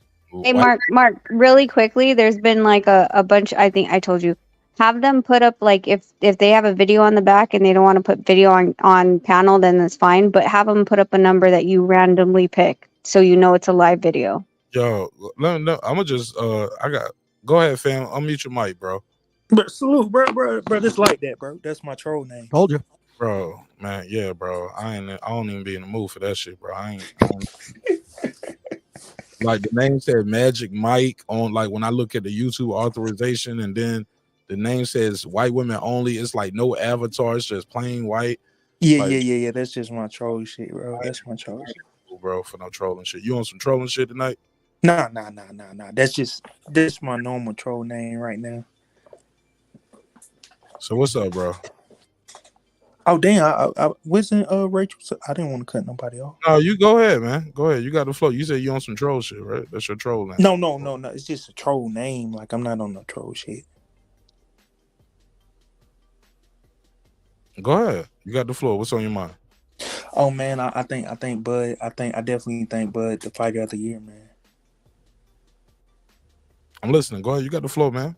Cook. I mean, just simply based off who he beat. You know, Errol Spence was a top 5 pound for pound fighter. And then when you look at in the new way situation, like that shit was orchestrated. Not in the sense of him winning, but think about it. Tapales wasn't even a top ranked fighter, and they had this man waiting. And after the fight, he was inside the ring. So it's like all that. Imagine if Bud had the opportunity once he came to welterweight to have, if let's just say Errol Spence would have had all the other 3 belts, and they just had him waiting in the ring. Like Bud had to go through many. Or like Jeff Horn, like he got to fight Jeff Horn. You get what I'm saying? Pretty quick. Yeah. And then after that, he had to wait, because he was on quote unquote the wrong side of the road. So it's certain engineering that's going into a new way career that's helping him. Not to say he went and beat who he beat and he went to obtain what he did, but he's able to move as quickly as he is, because I feel like it's certain things going behind the scenes that's helping him, obviously. I mean, he got the bag. He got the country behind him. Shit. I mean, I ain't mad at him. I'm not mad at him. And then like Tapales, bro, people was thinking Tapales was Mexican, bro. They didn't even know he was Filipino. Never heard of it. It's like, bro, it was, and then when they announced that fight after he beat Fulton, everybody knew he was gonna win. It wasn't people didn't even know when the fight was coming on, bro. People was like, hey, bro, I missed the fight. I didn't even know it was coming on at 4 a.m. It was just too many things that I say I wouldn't judge that fight the same way that Bud and that Spence fight was. But at the same time, I could see Devin Haney winning it too, because with him beating Loma at 24 years old, being that young, beating a future Hall of Famer, a guy that can lose 5 million times and never get off the pound for pound list. Yo. I just really think, and then for him to go up to 140 and beat 140 ain't the strongest division, but for him to go up there and beat one of the top guys in the dominant fashion, no rounds lost. I mean, come on, man. All right, fair enough. Let's go to my guy Bo. What up, Bo? Hey, what's going on, panel? How's it going, man? What's popping with you, my G? Fight of the year, who you got? I'm gonna put it like this, man. This been a hot topic, no matter who fought this year, and all the people outside of Crawford that fought this year all been compared to Crawford. So, in my opinion, Crawford solidifies that. If you think about it, when Devin Haney won, who they compared him to? Crawford. Oh, is he gonna be the fighter of the year, the pound for pound, all the other stuff? When David Benavidez won, who they compared him to? Crawford. When now In Your Way won today, who are they comparing him to? Crawford. Crawford is the gold standard, man. It was so dominant, right? Everybody's like, but nobody beat nobody. They didn't beat a guy that good that easy. Right. But I'm just saying, like that shit is crazy. Like that shit happened. That shit was weird almost. Yeah, people said that nigga was on some dope, brain damaged. If anything, I'll say inactivity was probably part of the problem, but one of them was gonna have some inactivity. It was either gonna be him or Bud. You get what I'm saying? Yeah, even if they want to, I mean, yeah, the activity does play a role, but even if they want to use the inactivity for Bud, remember Joe Frazier won Fight of the Year in 1971, and he only fought one time, and that was against Ali. And he got Fight of the Year. Right, and let Bud tell it the fight wasn't gonna happen last year anyway. That was part of the problem why he fought David Avanesian. Like the fight wasn't gonna be this year. We came to a deal, but I said I need to fight this year. It was like, nah, it's gonna be. And look, and sure enough, guess what ended up happening? The fight ended up happening right around the time where rumors were it was gonna happen the first time anyway, spring or summer. It happened in the summer. He got him a fight in, and God knows it. I guess it worked. You know, that's not his fault. That's not Spence's fault. It's a business of boxing, and what people agree to. Spence used to blow up in weight, but it is what it is, man. And Spence got in another car accident the day of Bud's fight. Can't even make that shit up. Another car accident. Allegedly. I remember some people was trying to say he faked the car accident. I never bit that bite. I never bit that bait. I believe that the car accident was real. But I'll open it up to everybody. Puro, you got Canelo Fight of the Year, correct? Nah, I don't. Oh, who you got? I got a Inoue. Okay, anyway. Tell me what. I just think just the competition that he fought compared to like Bud, Bud's right on his tail, but he only did have the one fight, and it was fairly easy. If it was highly competitive, he pulled out the win. I think that would have solidified him as number one. But he proved that he was, Errol Spence was no match. And then did Cool Boy Steph look like a match for Inoue? I thought he beat him very easy. No, yeah, he beat him. I would say easier than Crawford beat Spence, to be honest. But at the end of the day, he was the unified champion. Inoue was moving up in weight to challenge the unified champion, and then he unified the division completely by beating the other unified champion. So I mean, if you put it in context, I think Inoue edges out Terence Crawford. Yeah. Okay. Fair enough. All right. Anybody got anything else for Fighter of the Year? Anybody want to talk about Fight of the Year? What y'all got for Fight of the Year? Oh, I'll go first. I got Oshaki Foster over Eduardo Hernandez. I think that was Fight of the Year. Huh? Yeah, Rocky Hernandez. Yeah, it's Rocky. Rocky Hernandez. I think it's Eduardo. Rocky's his nickname, but yeah. I always call him. Yeah, there were so many good fights though. I mean, like I wasn't different. I'm sorry. Caller, hold the line. Go ahead, Piro. No, I was gonna say there's a lot of really, really good fights this year though. I got Munguia Derevyanchenko, Devin Haney, and Loma. That could easily be in the first place. But yeah, I just gotta go with Oshaki and Hernandez. It was a hell of a fight. Yeah, because did you have him losing before the knockout, Piro? Before I go to the caller. Yes, sir. Yeah, he was losing by quite a few rounds in my book, and Oshaki pulled it off. And he beat that guy in his hometown, in that guy's hometown. Yes, sir. I believe he's from around that area. Well, he beat him in his home country. How about that? There you go. Home country, definitely home country. Yeah, they fought in Cancun. Brent Reaper back on the line. Talk to me. Hey man, I had to go ahead and jump in on this one. Puro had my Fight of the Year, but just because I'm gonna go against the grain, that was the fight that moved me. But I'm gonna go ahead and give that the round of the year for the 11th round. But the Fight of the Year was Enoguchi versus Tusami. That fight was crazy. That fight was crazy. That was the fight before Inoue and Tapales. That fight was phenomenal, man. Dude had a big old gash on his eye in the second round and found a way to win the fight and get 4 knockdowns. That fight was off the hook. So I'm gonna go ahead and put that oddball fight in. So Anaguchi, I hope he's okay because it looked like he was having some issues after the fight. Versus it's two tsunamis. Prisoner of the moment, Brim. Hey, I got. Oh, that fight was phenomenal. It ain't in the moment. That fight is definitely up there, bro. It's top 3, bro. That fight was fire. It's not a prisoner of the moment. I would actually, like I said, I'm picking that fight just to put another fight in the hat because Oshaki Foster was like, borderline my fight of the year.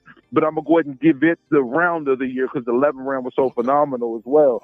Look, we ain't got to that part yet. We doing fight of the year and fight of the year tonight. Look, I know that. I want you to go watch that fight, though, Mark. You gotta go watch it. This is a 2 or 3 part episode. I already know because we can't get through all of them right now. We ain't gonna get through all. If you didn't see that fight, Mark, make sure you watch it. I don't think I'll go to your ESPN Plus app. I got it. It's the fight before. It's the fight before the way. Because I was at work. I was watching it, but I was in and out of consciousness too. Because shout out to Clips. Clips text me and woke me up for the fight. But I was in and out shout of out to Clips. Yeah, he texted me. I was in and out of consciousness. I was like, I'm gonna watch this shit. I went downstairs, got on the couch in the studio, cut this shit on the big screen in the studio, laid on the couch. And it was watching you. Yeah, man. But I had my timer set. So my timer kept going off like every 3 minutes, like just in case I fell asleep. I said my. So do me a favor. So you gotta do me a favor. If you watch that fight within the next day or two, and if you don't think it was a top 5 fight of the year, I'll cash out you $5. Bram, it definitely wasn't a top 5 fight of the year. Say what? Like that said, it's definitely not. Nah, it definitely went, bro. WWO. Well, who said that? Is that like that? Mr. I don't know nothing but American boxing. I'm not hearing it. If it was the legend said that, then maybe. New name. His name is Magic Mike. No, I watched it, bro. It was a decent fight, bro, but it wasn't. Come on, a decent fight. Come on, bro. That fight was fire, bro. You kidding me? You can send me that 5 now. Like that has spoken. Yeah. No, bro. What's the name? Anaguchi. Like that, Anaguchi should have won the fight, bro. Was until the fight, bro. He didn't even know who was until the fight. He thought Anaguchi should have won that fight, bro. Oh, Tapao was trying to get you when he lost. Tacos. He got knocked down 4 times, bro. It's not true. He got knocked down in the 11th and the 12th round. That's lost him the fight. He was up going into the 11th round.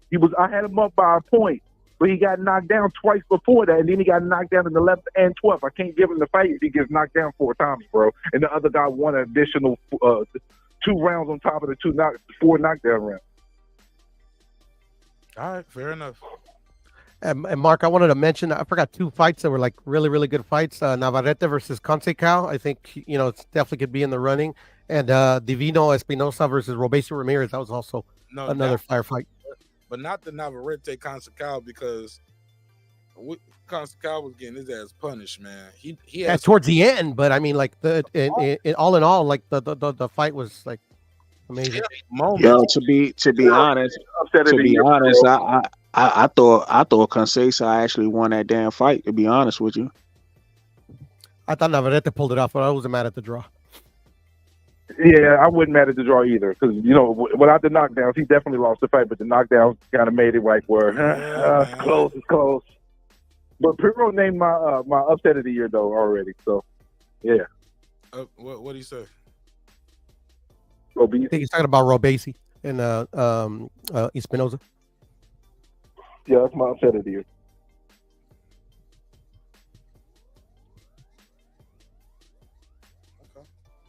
What's up, Rach?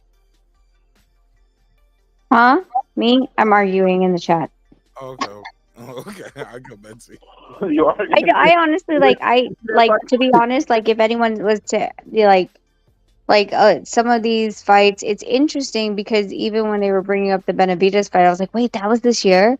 So I think it would be super helpful, like when you do, the year end, when you make the awards of who won and all that stuff, like just, all the fights, because we've had a great year of boxing, no matter if anyone wants to say that we didn't or not, but we had some really good explosive fights this year.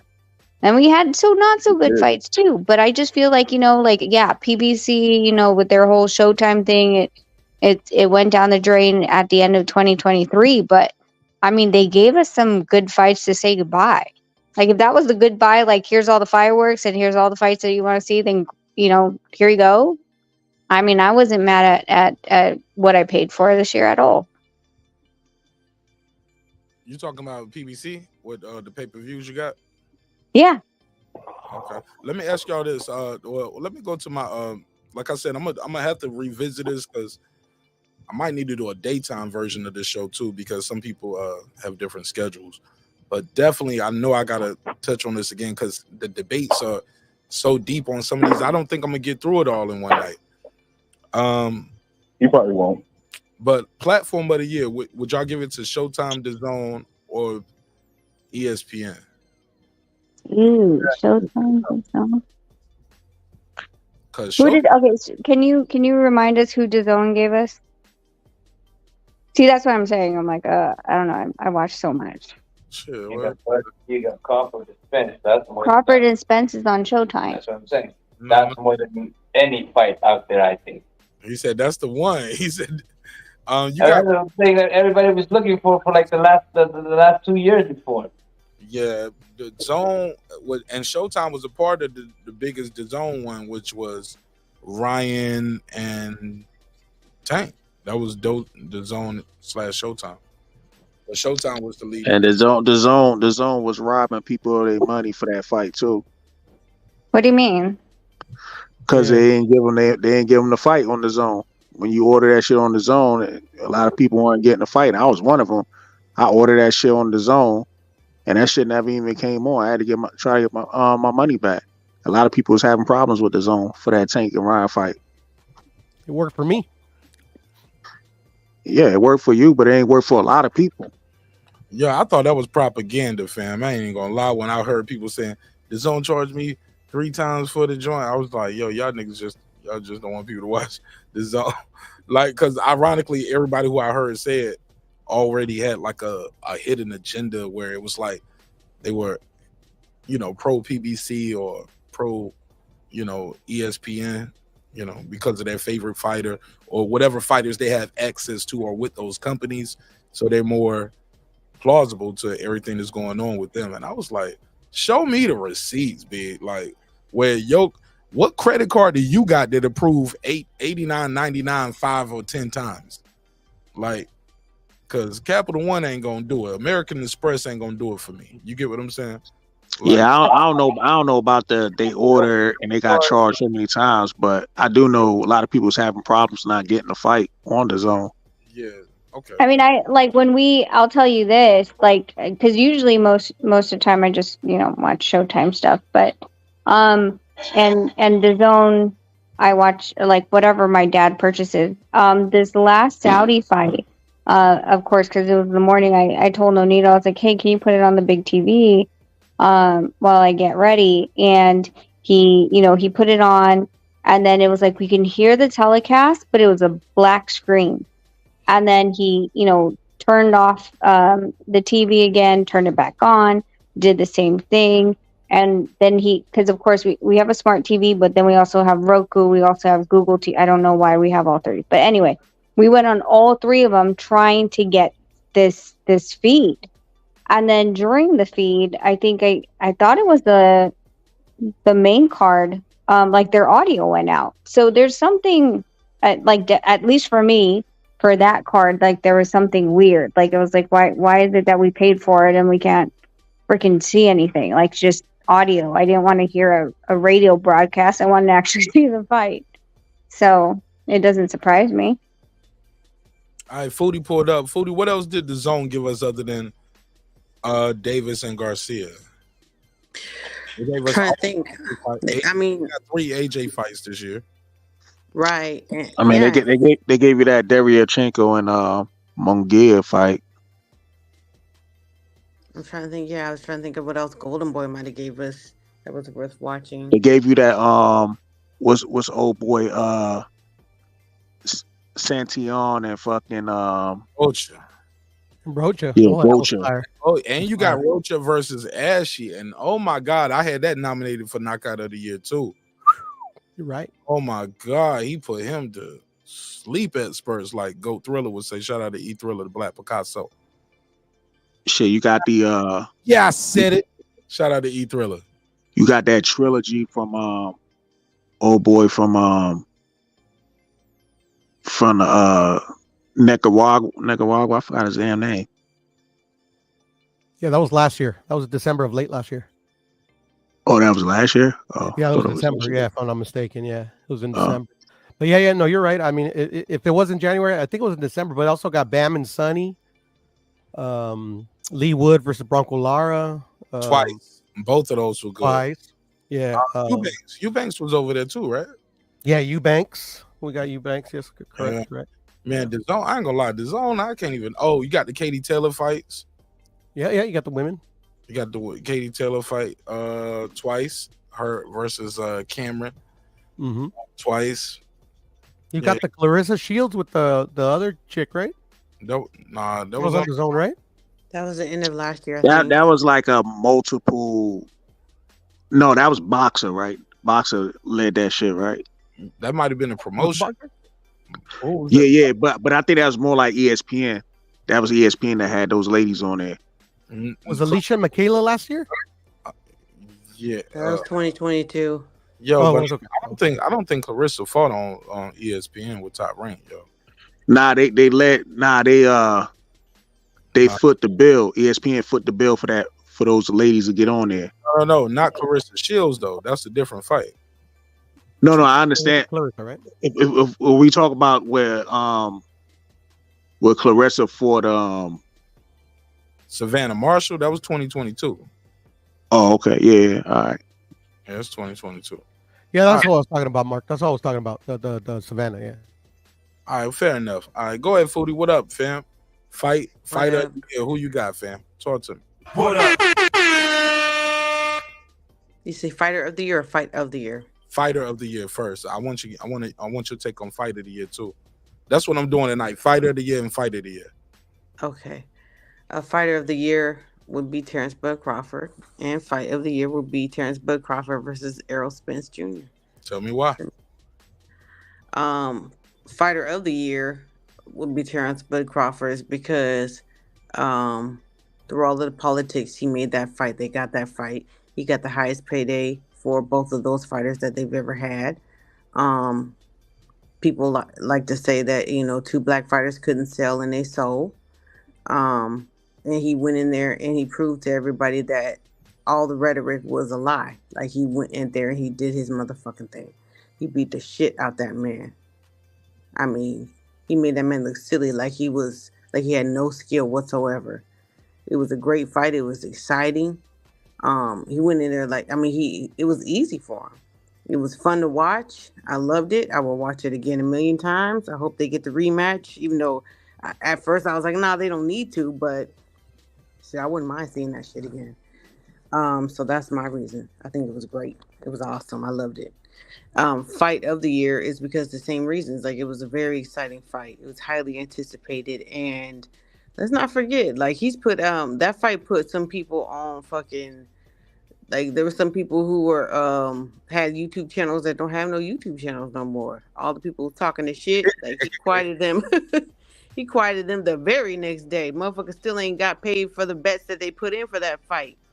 Oh shit! I forgot there's still niggas out there that got a stack. I had people that was on my show, members too. There was a member at one point. I was on the show talking about how much money they got. I own my own and this, that, and the third, and motherfuckers got their highest paydays ever, and motherfuckers are still looking for motherfuckers to pay them for that fight. The crazy part about it. The crazy part about it is that there were people that retired. There were people that went from being a what they call themselves a non-FBA member to an FBA member after their boy got destroyed. You know, that one dude that they used to ride Errol Spence so hard. He was a big time Errol Spence fan. As soon as Terence Crawford beat him, all of a sudden this dude said, "Oh, I'm FBA. I support FBA fighters." I was like, hold on. Like you were just supporting Earl Spence. Now all of a sudden you FBA. Yeah, we don't care about that shit. 'Cause that ain't even a real thing. That's a made up mythical thing. So, but yeah, that's the reason why I like that shit. That shit was Bert, shit. I A mean, motherfucker straight out of the game. supporting Crawford is still supporting the FBA fighter though.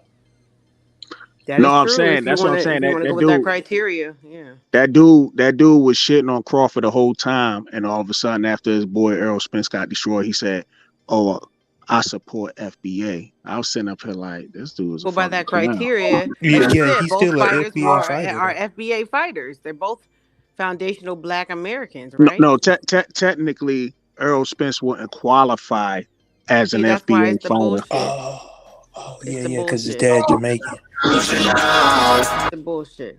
Well, if his dad's American, he's also. Well, if he's Jamaican, I don't. Oh, Errol Spence. Oh, his dad. Yeah, I thought you said because Crawford, his dad fought in the military, the American military.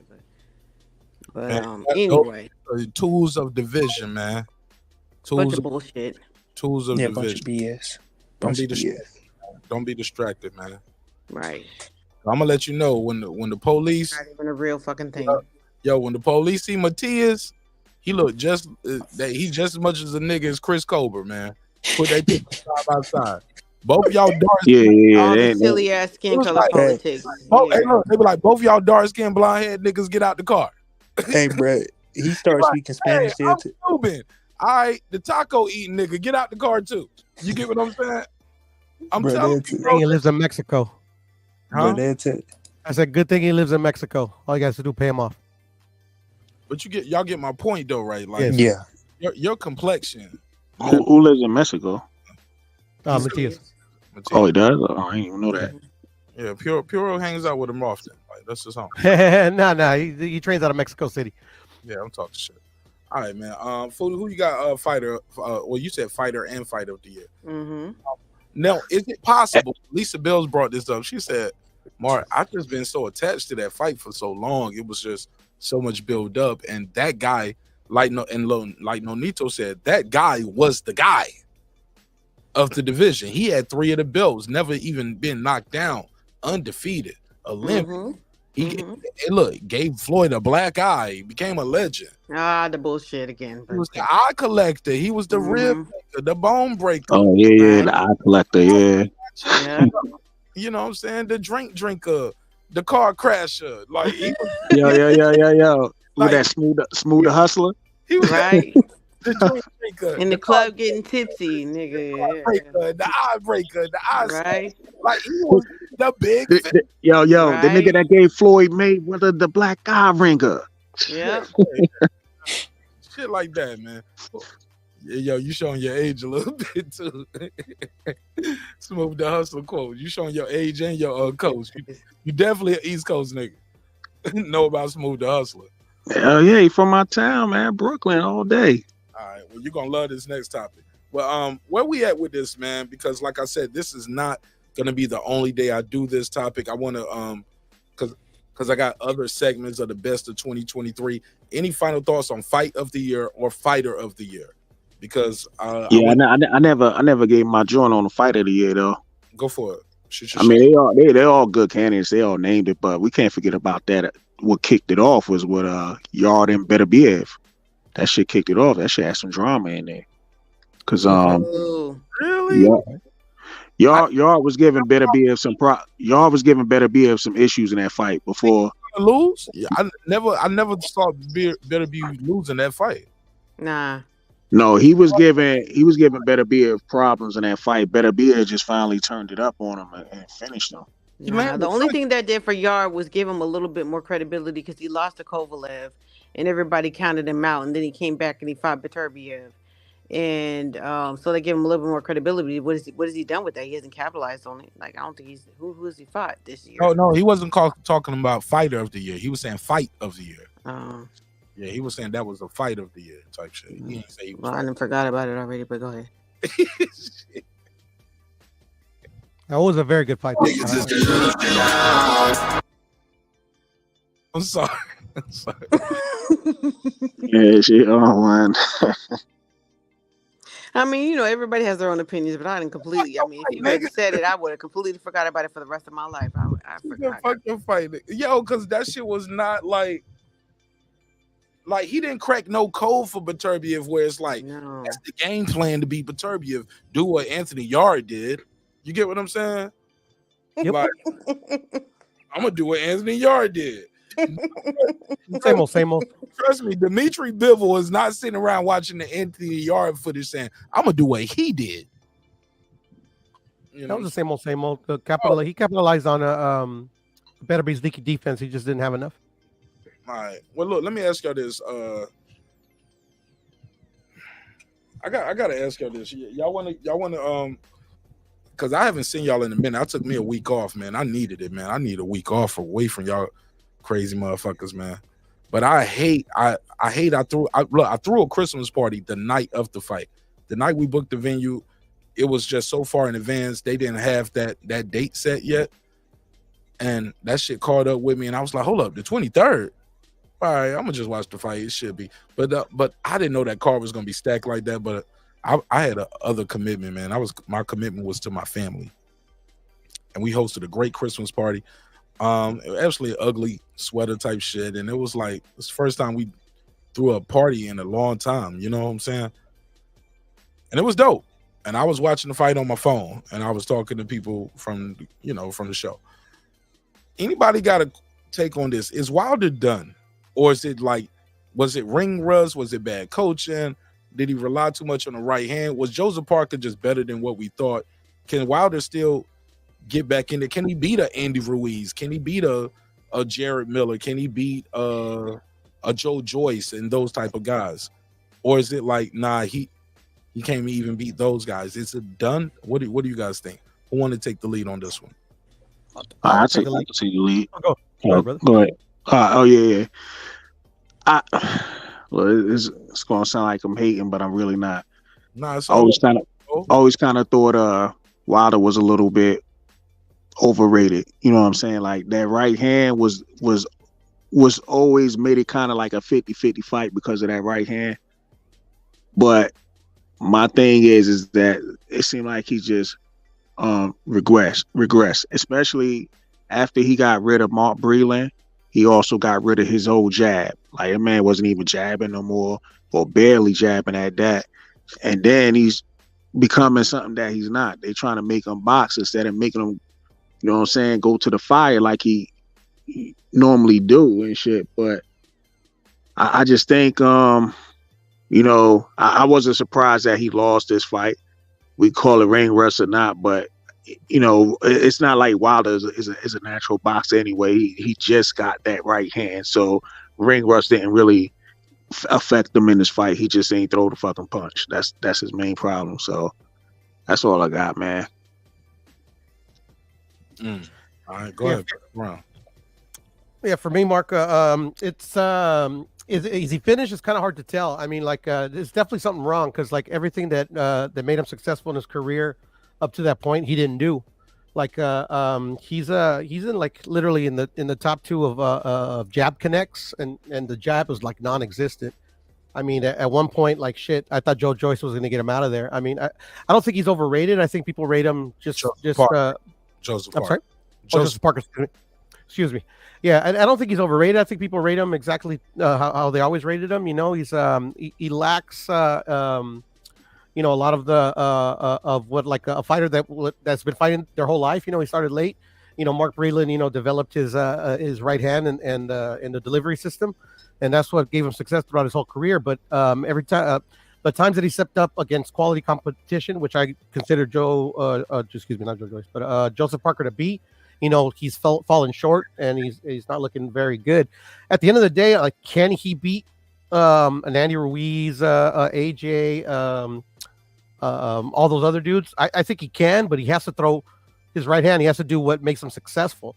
At the end of the day, right now, I just don't think we don't have enough information. We would have to see him again against another top opponent and see if he does the same thing. If he does the same thing, yeah, he's probably done. But also at the what I thought was telling what he was saying after the fight, how he feels like he doesn't have the passion for the sport anymore. That's usually when a fighters, when they start questioning if they have a heart for it. That's kind of, it's kind of telling that sign.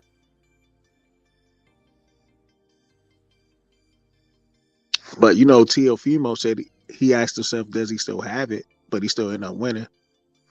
Yeah, and yeah. So yeah, at the end of the day, you know, it's not 100%, on the spot, but Teal's barely getting started.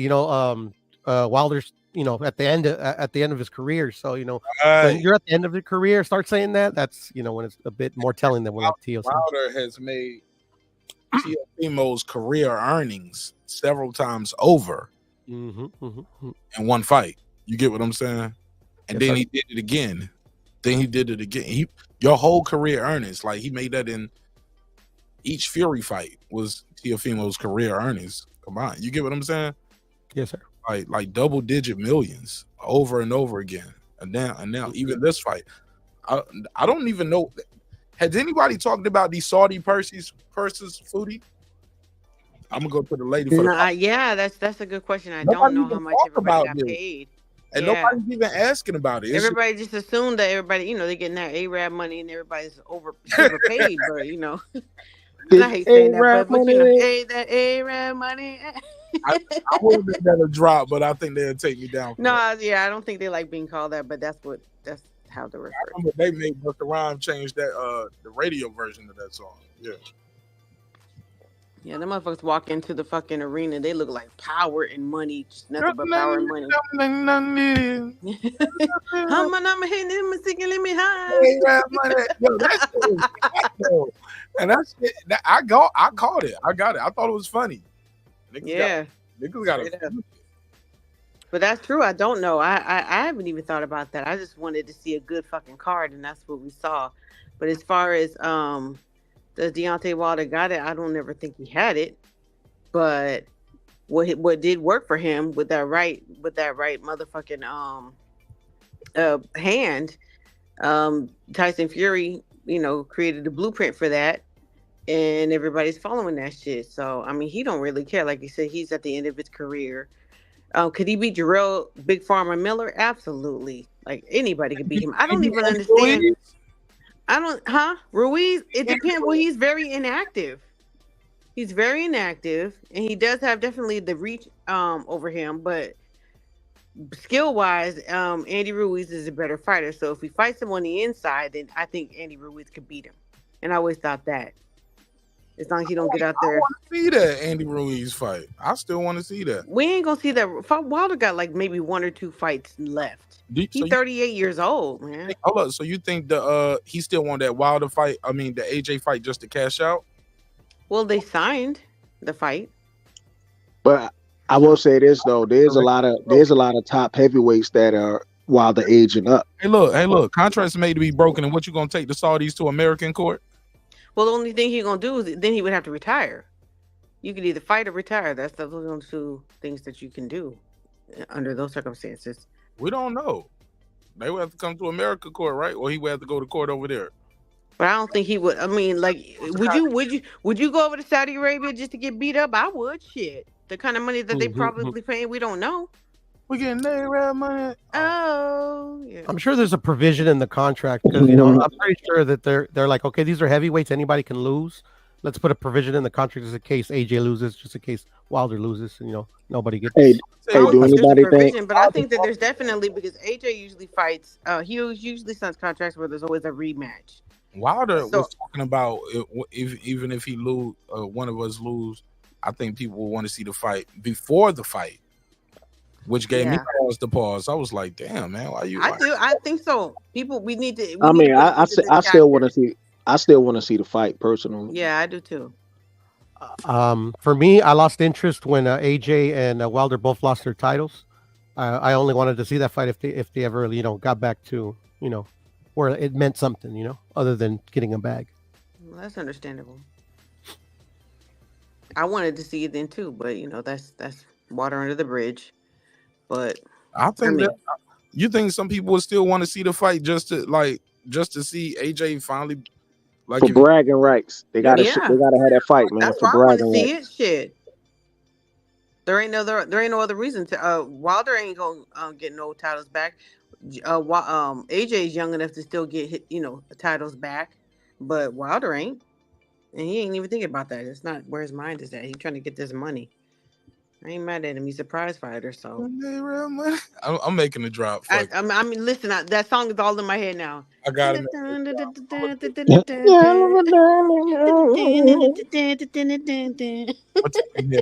Ron Browns was it? All right. They're like, what are you talking about? All right, but here's the deal, man. Anybody got anything that they want to add to that? Like, what do y'all think about what's going on with Wilder? I heard stayed in the crowd chamber too long. The crying chamber. The crying chamber, yeah. I say crying chamber, but I like the joke though. So he got freezer burned. That's the problem. But I just thought that was some cap from Shelly Finkel because I was like, you know, people die from that, right? Like, he wouldn't just be going into a heavyweight championship. Like hypothermia, I guess. Like my nigga, like too long for what? I don't know if he could die in the crowd. I mean, you can die in any circumstance, but I ain't never heard of nobody staying in the cryo chamber that long. We just left you in there too long, and that's why you didn't perform that well. That's some bullshit. Man, I didn't see fighters take ice baths and go into shock. And that's crazy, right? But Foodie, that's the crazy thing. I saw him on camera doing that, sitting in the ice bath. They had videos showing how big the chunks of ice were, and like you're just not, your body can't drop temperature too fast. Jessica said, I'm so sick of the excuses every time he loses. Yeah. Bars. Yeah, he does. He does have an excuse from that team, man. The first lose to the better man. You get what I'm saying? I just think it's par for the course. He has a lot of excuses when he Yo, loses. just imagine if he would have fought AJ that night and still came up short. He would have had more excuses then. Oh, they would have been like, oh, he aged him out. That's what was the thing. They already got that one ready. It was already ready in the chamber. That's the one ready now. That's it was already loaded in the chamber. Yep. Oh, he aged him out. He waited for him to age out. Some bullshit. But see, this one you got to hit him. You got to be like, well, Gilles Jean is older than you, and he knocked out Joe Joyce, who was the same age as you. Well, somebody on Twitter wanted, I don't know why I even entertained this, but they talk about, well, he came in. They beat a younger Parker, too. Well, yeah. And took his belt. Undefeated Parker. Fresh. Yeah. But somebody said, oh, well, Wilder came in, he was weight drained. Well, first of all, he's a fucking heavyweight. You can't come in fucking weight drained. But he came in the average weight that he comes in. He's been coming in at like 213. But he got to fix these holes. He keep changing his weight. You going up? Right. Down? The only time he really went up is when he fought fought Fury the second time. And he was overweight. Like, he couldn't handle it. And the third time, he actually gained more the third Second time. and the third time, yeah. That's why I said muscle does not equal power. Muscle takes a lot of oxygen. That nigga was tired in the second round after that first. Right. He's not known for his stamina as it is. So he did one round jabbing to the body. Third round, third round, that nigga was. And also, he used to carrying all that muscle weight, yeah. And also, he hasn't corrected some basic flaws in his game since the Ortiz fight, when they were, brought to his attention. Like his lack of head movement. He hasn't worked on that ever since it's been a problem, and and it's always a problem ever since that fight. Because he's not a boxer; he's just a puncher. He had that one right hand, and that was it. And it got him very far because of the level of competition he was facing. People don't want to accept that. Man, that right hand took that man around the world. I ain't even mad at it. Fuck it. Yeah, that was his money shot. But you know what's so crazy, man, is Wilder losing, man. I've been going around the internet, man. These dudes been on suicide watch with their videos and shit once Wilder lost. Bro, I'm glad I've been detached for the whole week, bro, because I missed all of that. And I'm glad I missed it. Shit crazy, I'm sure. I know it's crazy. I'm glad I missed all of that shit. Well, that had to be leftover suicide watch from the last time he lost against Fury, because no one expected Haney. No, I mean, like their suicide watch is not the fact that Wilder lost; it's the fact that AJ won. So they coming out defending Wilder each and every way and shit because they know what's coming. They already know what's going to happen. Yeah. Wilder actually said that AJ did well in this fight because he knew that Wilder lost. What? Yeah, Wilder said that, implied that. Yeah. Actually said that. He didn't even apply it. What you mean? What he mean? Hold up. What? Say that again. So you know how like he was the main event, right, AJ? So he was watching. Apparently, he was watching like Wilder lose, and that you could see how AJ was all happy and like with his chest So puffed he out. wanted to make he wanted to make Walter look bad, right? Yeah. They said he did that interview with the alphabet boy. With 7-8. Yeah, with 7-8. Yeah. Yeah. Wide is all outside 78. Yeah. But my thing is, what is that? I'm still trying to. AJ didn't know he was gonna lose his fight. Yeah, well, no, He trying to use some reverse psychology or some shit, saying, "Yo, after I lost, you could see AJ was smiling." I was like, "Oh my goodness!" Like you could have stopped him from smiling by winning, though. You get, I'm confused. I don't get it. Because they want to make it seem like everything that everybody else does is based on what their performance is. Everybody, they're the center of everybody's universe. It doesn't make any sense. So. No, you gotta win the fight, bro. Like I don't get it. What you mean? Yo, he was on that. You gotta put the delusional drop of that mark. Maybe he's smiling because he's the main event, and I'm smiling because I'm the star. The show has arrived. Y'all thought this nigga was on my level. He just got his ass whooped. I'm about to show y'all how this shit done. Well, like, to be honest with you, I didn't see AJ smile the entire time till after he beat fucking Wallin. And even then, he took the high road. He said, "Right, yeah, I could have." Yeah, he did. Yeah, everybody has a bad night and all that kind of shit. Yeah, like he was a. Yo, the crazy part about it, man. You know, Wilder was on that Friday shit the whole leading up to the fight. He was on that. Yo, when everybody around, I shut the fuck up. When they leave, I start talking again. Right. Debo shit, yeah. I'm just saying though, like AJ took the high road. Like it's like what? I don't know. I gotta see it, bro. Well, actually, I don't want to see it. I don't. Delusional. That's what I'm saying. Yeah. Let me hear. They actually said if Wilder would have won, that AJ wouldn't have honored his contract. He would have retired. Say what now? They were saying that if Wilder would have won, that AJ wouldn't have honored his contract. He would have retired. He said that they overheard him talking with. Yeah, I heard them say that. There's some goofies. Hold up. Say that again. If Wilder would have won, AJ would have said, "Fuck it, I quit." Yeah, I retire. Yeah, he said that they overheard AJ talking to Eddie about that. Man, his pedigree says that though. He been fighting everybody. So I know. I can see that. I'm just saying nothing about his pedigree says that though. Nothing in his AJ says that. No, he fought everybody. His only 2 losses, he fought him immediately. Immediate rematches. But before Wilder lost, AJ used to talk in circles and riddles, and you had to discover what he was trying to say anytime Wilder AJ name talk got in circles and riddles. AJ did. I mean, you gotta understand, like not AJ, Wilder. AJ doesn't. AJ's not really a shit talker. You know what I'm saying? No, it doesn't have to be said. Nah, you ain't got to be a shit talker, but he would never directly answer. It'd be like, when you gonna fight Wilder? Well, see, you gotta look at the sky and understand that, bro, no. Never heard him say nothing like that. Hey, so check this out. Regardless of how somebody talk, you gotta look at one person's resume versus another person's resume. Did AJ offer Wilder a contract? No, I don't think so. Yeah, there was a signed contract before the fight. So Wilder never put out a tweet saying that he was offered a contract to fight AJ.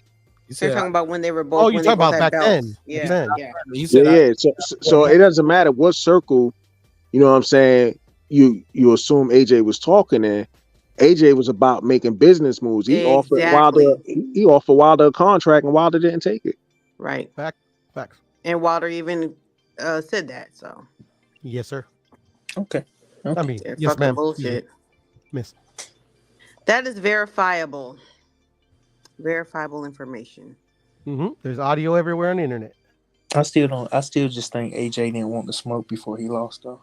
Well, that's you're entitled to your opinion. That's funny. And your opinion is your opinion. He said, "Fuck the facts. I just feel." Right? Exactly. Bro. It's like, bro. You can watch right before the fight. Like you can look at the press conferences and see where they'll ask him about Wilder. Well, you see what you want to see, and we accept that. That's fine. No. I saw what happened. Well, you Like saw it, that's but like we didn't music. see it. It's No one very else feel. saw it. Hold up, the feeling Like that's very right, like that frustration or that disdain that you see when his name is brought up. It's like, why y'all keep attaching this dude name to me? When out his own mouth, he said, I was offered more money to fight. He's like Tyson Fury. You know, I was offered more money to fight AJ, and I chose to fight you. Blah blah blah.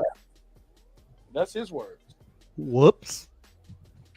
And hey, look, he said it in print and he said it in video. And that was before they both had a loss on their record. Yep. So. See, you can't change the past though. Like we can only focus on the present. No, but we're just talking facts here, though. You talking feelings. So the It's facts over feelings. We got to this point where he was like, I just feel like he didn't want to fight him. Right. Deontay I feel Wilder like it. He got offered more money to fight AJ, and he chose to fight Tyson Fury. You should give like that to hold something right quick there, Mark. Hold this one. These niggas is delusional. Got him. Just saying, man. That's that man's words, but Facts it is. over feelings. That's all, you know. I agree, man. Look, I took it as at that time though, AJ and whatever they was offering, like, yo, you got to cross the street type shit. I get it. I don't want to sign with Eddie Hearn. I get it. That's where you was at with it. But don't act like. And even then, he was offering money. He was like, yo, I'll never sign with Eddie Hearn. Like, or even if it was for a short term deal, blah blah blah. Like wherever he at with it with their relationship, where he at with it. But what's so crazy about that, Mark, is that I didn't mean to cut you up, but it's like, remember we had that conversation with Tay Jones the other night, and I asked that question. I said, where is Wilder still signed with PBC? And he said, well, he was never signed with PBC, so ain't no crossing the street if you would never sign with him, right? Well, he said he was loyal. He was loyal to Showtime. He was like Al Heyman was his advisor. Mm-hmm. Al Heyman. That's the talking point they like to use when they get backed into a corner. Oh well, I'm not something. Mm-hmm. Well, yeah, but Al had a position to make good money fighting over here, but then we can't offer you that kind of money no more. So. Well, it could have been a co-promotional event. They've done it before. They did it with Wilder and Fury. Mm-hmm. So why couldn't they do it with Wilder and Joshua? Some bullshit. I don't even think that was co-promotional though. Wasn't that strictly on Top Rank? Well, for the first one, I think it was Top Rank, and then Queensberry or whatever came in. Oh, okay, got it. Yeah, for the second fight. So, and the third. Also, I was gonna say in Wilder's defense, like for that first contract negotiation where he was offered the big contract, he did tell his promoter at the time, Lou DiBella, to do whatever it takes to make the AJ fight, and they presented him that offer, and he was advised not to take it by somebody other than Lou DiBella. I remember watching that Lou DiBella interview. By Al Heyman. That's why they fell off. Yeah. So in his defense, he initially tried to make that fight. Initially, yeah. Who tried to make it fight? Lou DiBella. Lou DiBella and Wilder. With PBC. But no, it all boils down to Wilder saying yes or no, though. Right. That's true. And they made him an offer. He couldn't. Hey, look, but I ain't gonna lie. I remember that too. And that was around the time Steven Espinosa was doing interviews and was like, "Yeah, we got a plan for him, and we got a lot of good fights for him." And that's when Wilder started dressing different too. Remember, he started looking different. They had that and they got the camo Rolls Royce Jeep type shit. You know what I'm saying? Mm-hmm. Yeah. Well, it's no different than why didn't Wilder fight fucking Klitschko when they had the same manager? He was too much of a baby. He was a baby champ then, right? No. He was too much of a baby. What? Over 30 wins. He was too much of a baby to fight. That's what I'm saying. Like, well, he had the WBC, so I'm saying they called him. He literally used the words "baby champ." So. Who said that? Oh, Shelly Finkel. Yeah, he said Wilder is a baby. Wilder had over 30 something fights, and Shelly Finkel said Wilder is a baby in the game. He wasn't ready. Mm-hmm. Yeah, he said he wasn't ready. Yeah. Well, maybe he wasn't at that time though. Is it possible? With 30 fucking fights? Maybe he like. So what? Y'all still say he can't box now, right? 30 fights. But I'm saying like if people talking shit about Joshua and Joshua went into it, you know what I'm saying? And it's 16th fight and beat Klitschko. 16th fight. Yeah, but even at 16 fights though, he was more skilled than Wilder at 30. Can we agree to that? Yeah, but anybody else who would have said that if the tables were turned and Joshua had 30 fights and Wilder had 16 fights, would they be saying the same thing? Nope. It's the guys you fight too, and the Bullshit. Well, but then no one ever took that into consideration until now when he's losing. Until Fury, nobody took into consideration how many fights he had behind him. I think at that time the assumption was that Wilder, since he was learning on the job, he would get better and eventually, like maybe he would be ready for Klitschko. Joshua was learning on the job too. They both started at Joshua 18, started 19 late. years old. No, that's very true. Yeah, they both started late. Joshua started younger than Wilder though. He did like 1 year. No, I think Joshua started like 15, 16. 18. Nah, he started 18. at 18, I think. 18 or 19, something like that. And then right? went to Olympics and won gold in 2012. Yep. I thought Walter started at 21. But you know, the thing is that like I just think AJ was more dedicated because, you know, throughout history, we had heavyweights that started in their 20s and they still had a successful career. Mm-hmm. Yeah. Yeah, like well, not heavyweights, but I was thinking like Bernard Hopkins started late. Like there's a lot of people who started late and did well. It just depends on your level of dedication, like you said. So, you know, on one hand, you want to say, oh, he only had 30 fights behind him. Oh, well, this and all with that. Oh, he started late. Well, yeah, but you're talking about two people who both had the belts who started at basically the same level. Neither one of them started from like, you know, Devin Haney age and all that kind of shit. And physical attributes, skills matter too. You know, and how your trainer, how you absorb the information, how you dedication, executing the game plan. Well, I know that. I'm just talking about the people who wanted to argue one against the other. Yeah, absolutely. My thing is when niggas start talking that crazy shit, like, and for me, it's crazy shit because it when they start saying AJ wanted him to lose and all of that stuff, I'm like, bro, they're not friends. Let's be clear. And AJ been, or they said, AJ said, if it came down to fighting me or a title shot, he would take the title shot. Like, nigga, yes, a 3-time world champion. Yes, why not? Like, I don't know, bro. It just seems like, damn, bro, the kid is damned if he do, damned if he don't. He won his fight. Yo guy lost his fight. And niggas still doing videos bashing him. Talk about him. But that's to be expected. That comes with success. So I don't even consider what other people say. Damned if you do, damned if you don't. I mean, you know, people gonna have their opinions about it, but the facts don't lie. You know what I'm saying? Facts do not lie. Nigga, super weird. All right, final thoughts, man. Okay, I want to do this Patreon episode real quick. Final thoughts. Yeah, I go. Yeah, thanks for having me on, man. It's good chopping it up with y'all and whatnot. Good talk, man. Keep doing your thing, Mark. Man, I appreciate you, man. Thanks for the support. Want to plug and promote anything before I let you go? Anybody want to plug and promote anything before I let y'all go? I'm about to do a Patreon. No, thanks for having me, Mark. It was a really good episode. And I'll see you in the next one. I'll see you in the Patreon. All right, man. I'll see you on the Patreon. Shout out to Pure. Signed up. Peace. All right.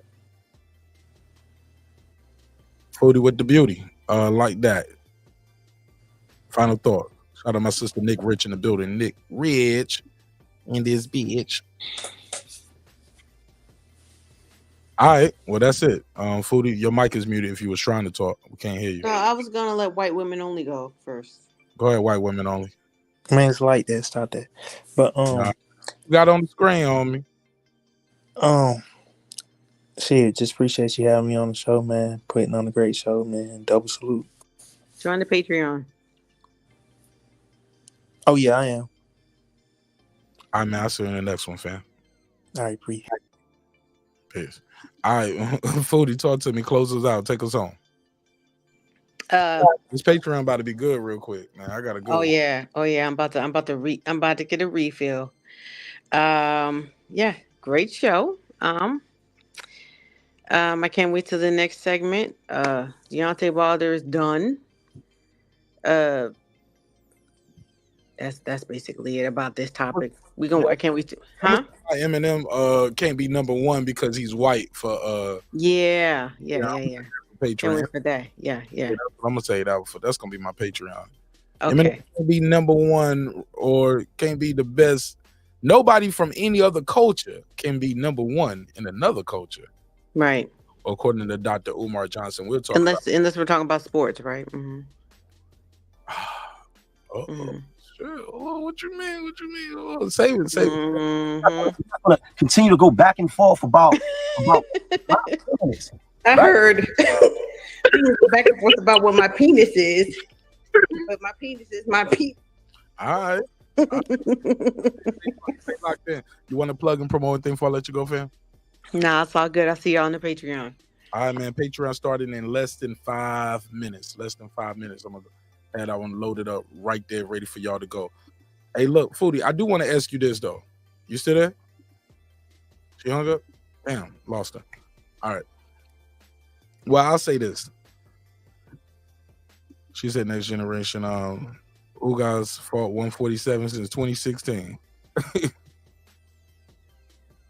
Like that said, other cultures don't allow you to be number one in their culture. Right.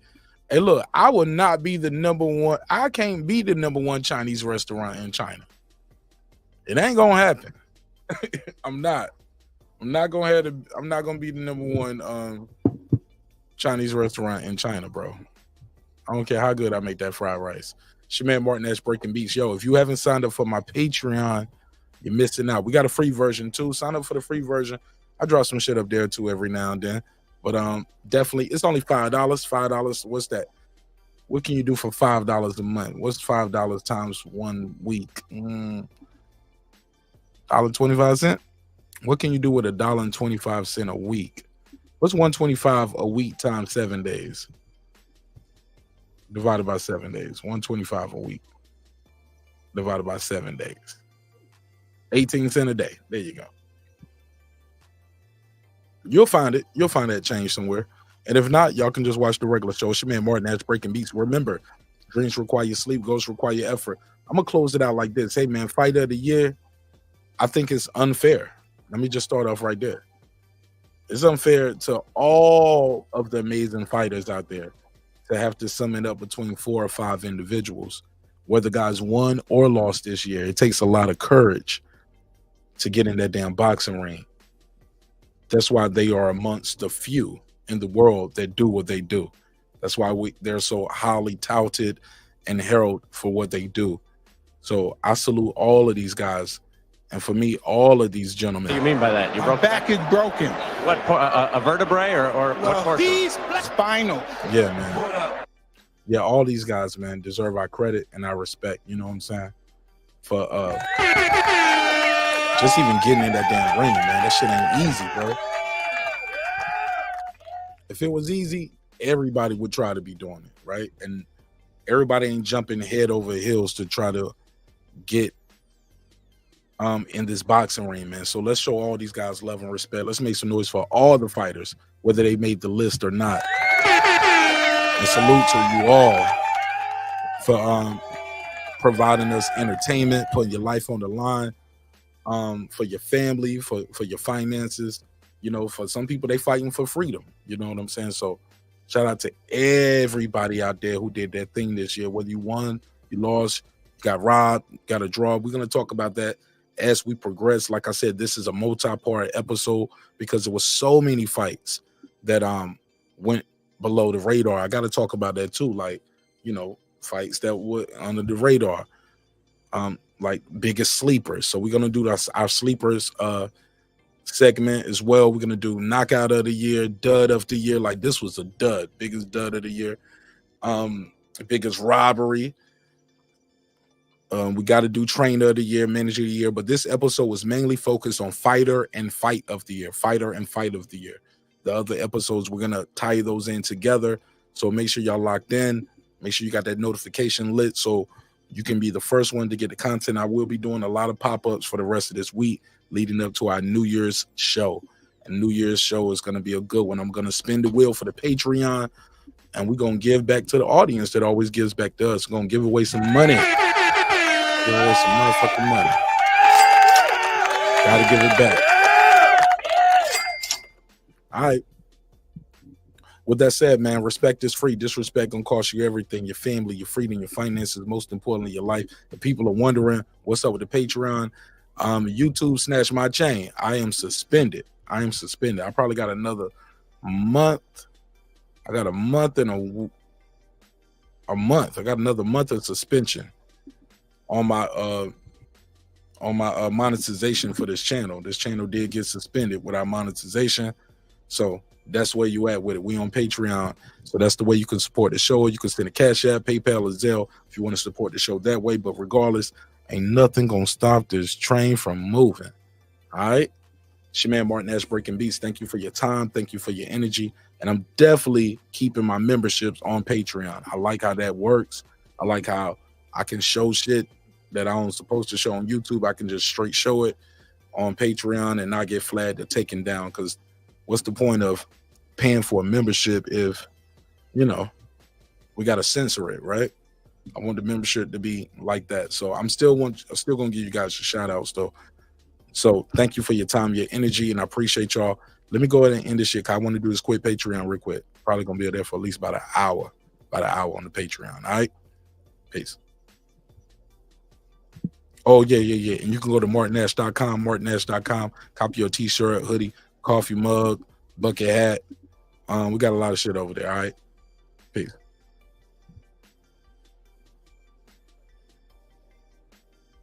Oh, let me end it like this. Hey, look, sometimes we agree, sometimes we disagree. One thing's for certain, two things for sure, homeboy. Never forget this. I built this shit. Me.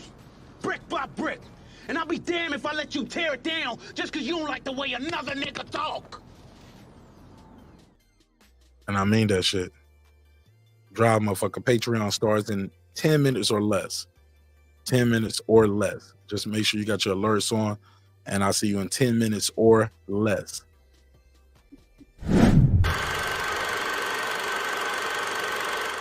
This that squad sound. This is me, man.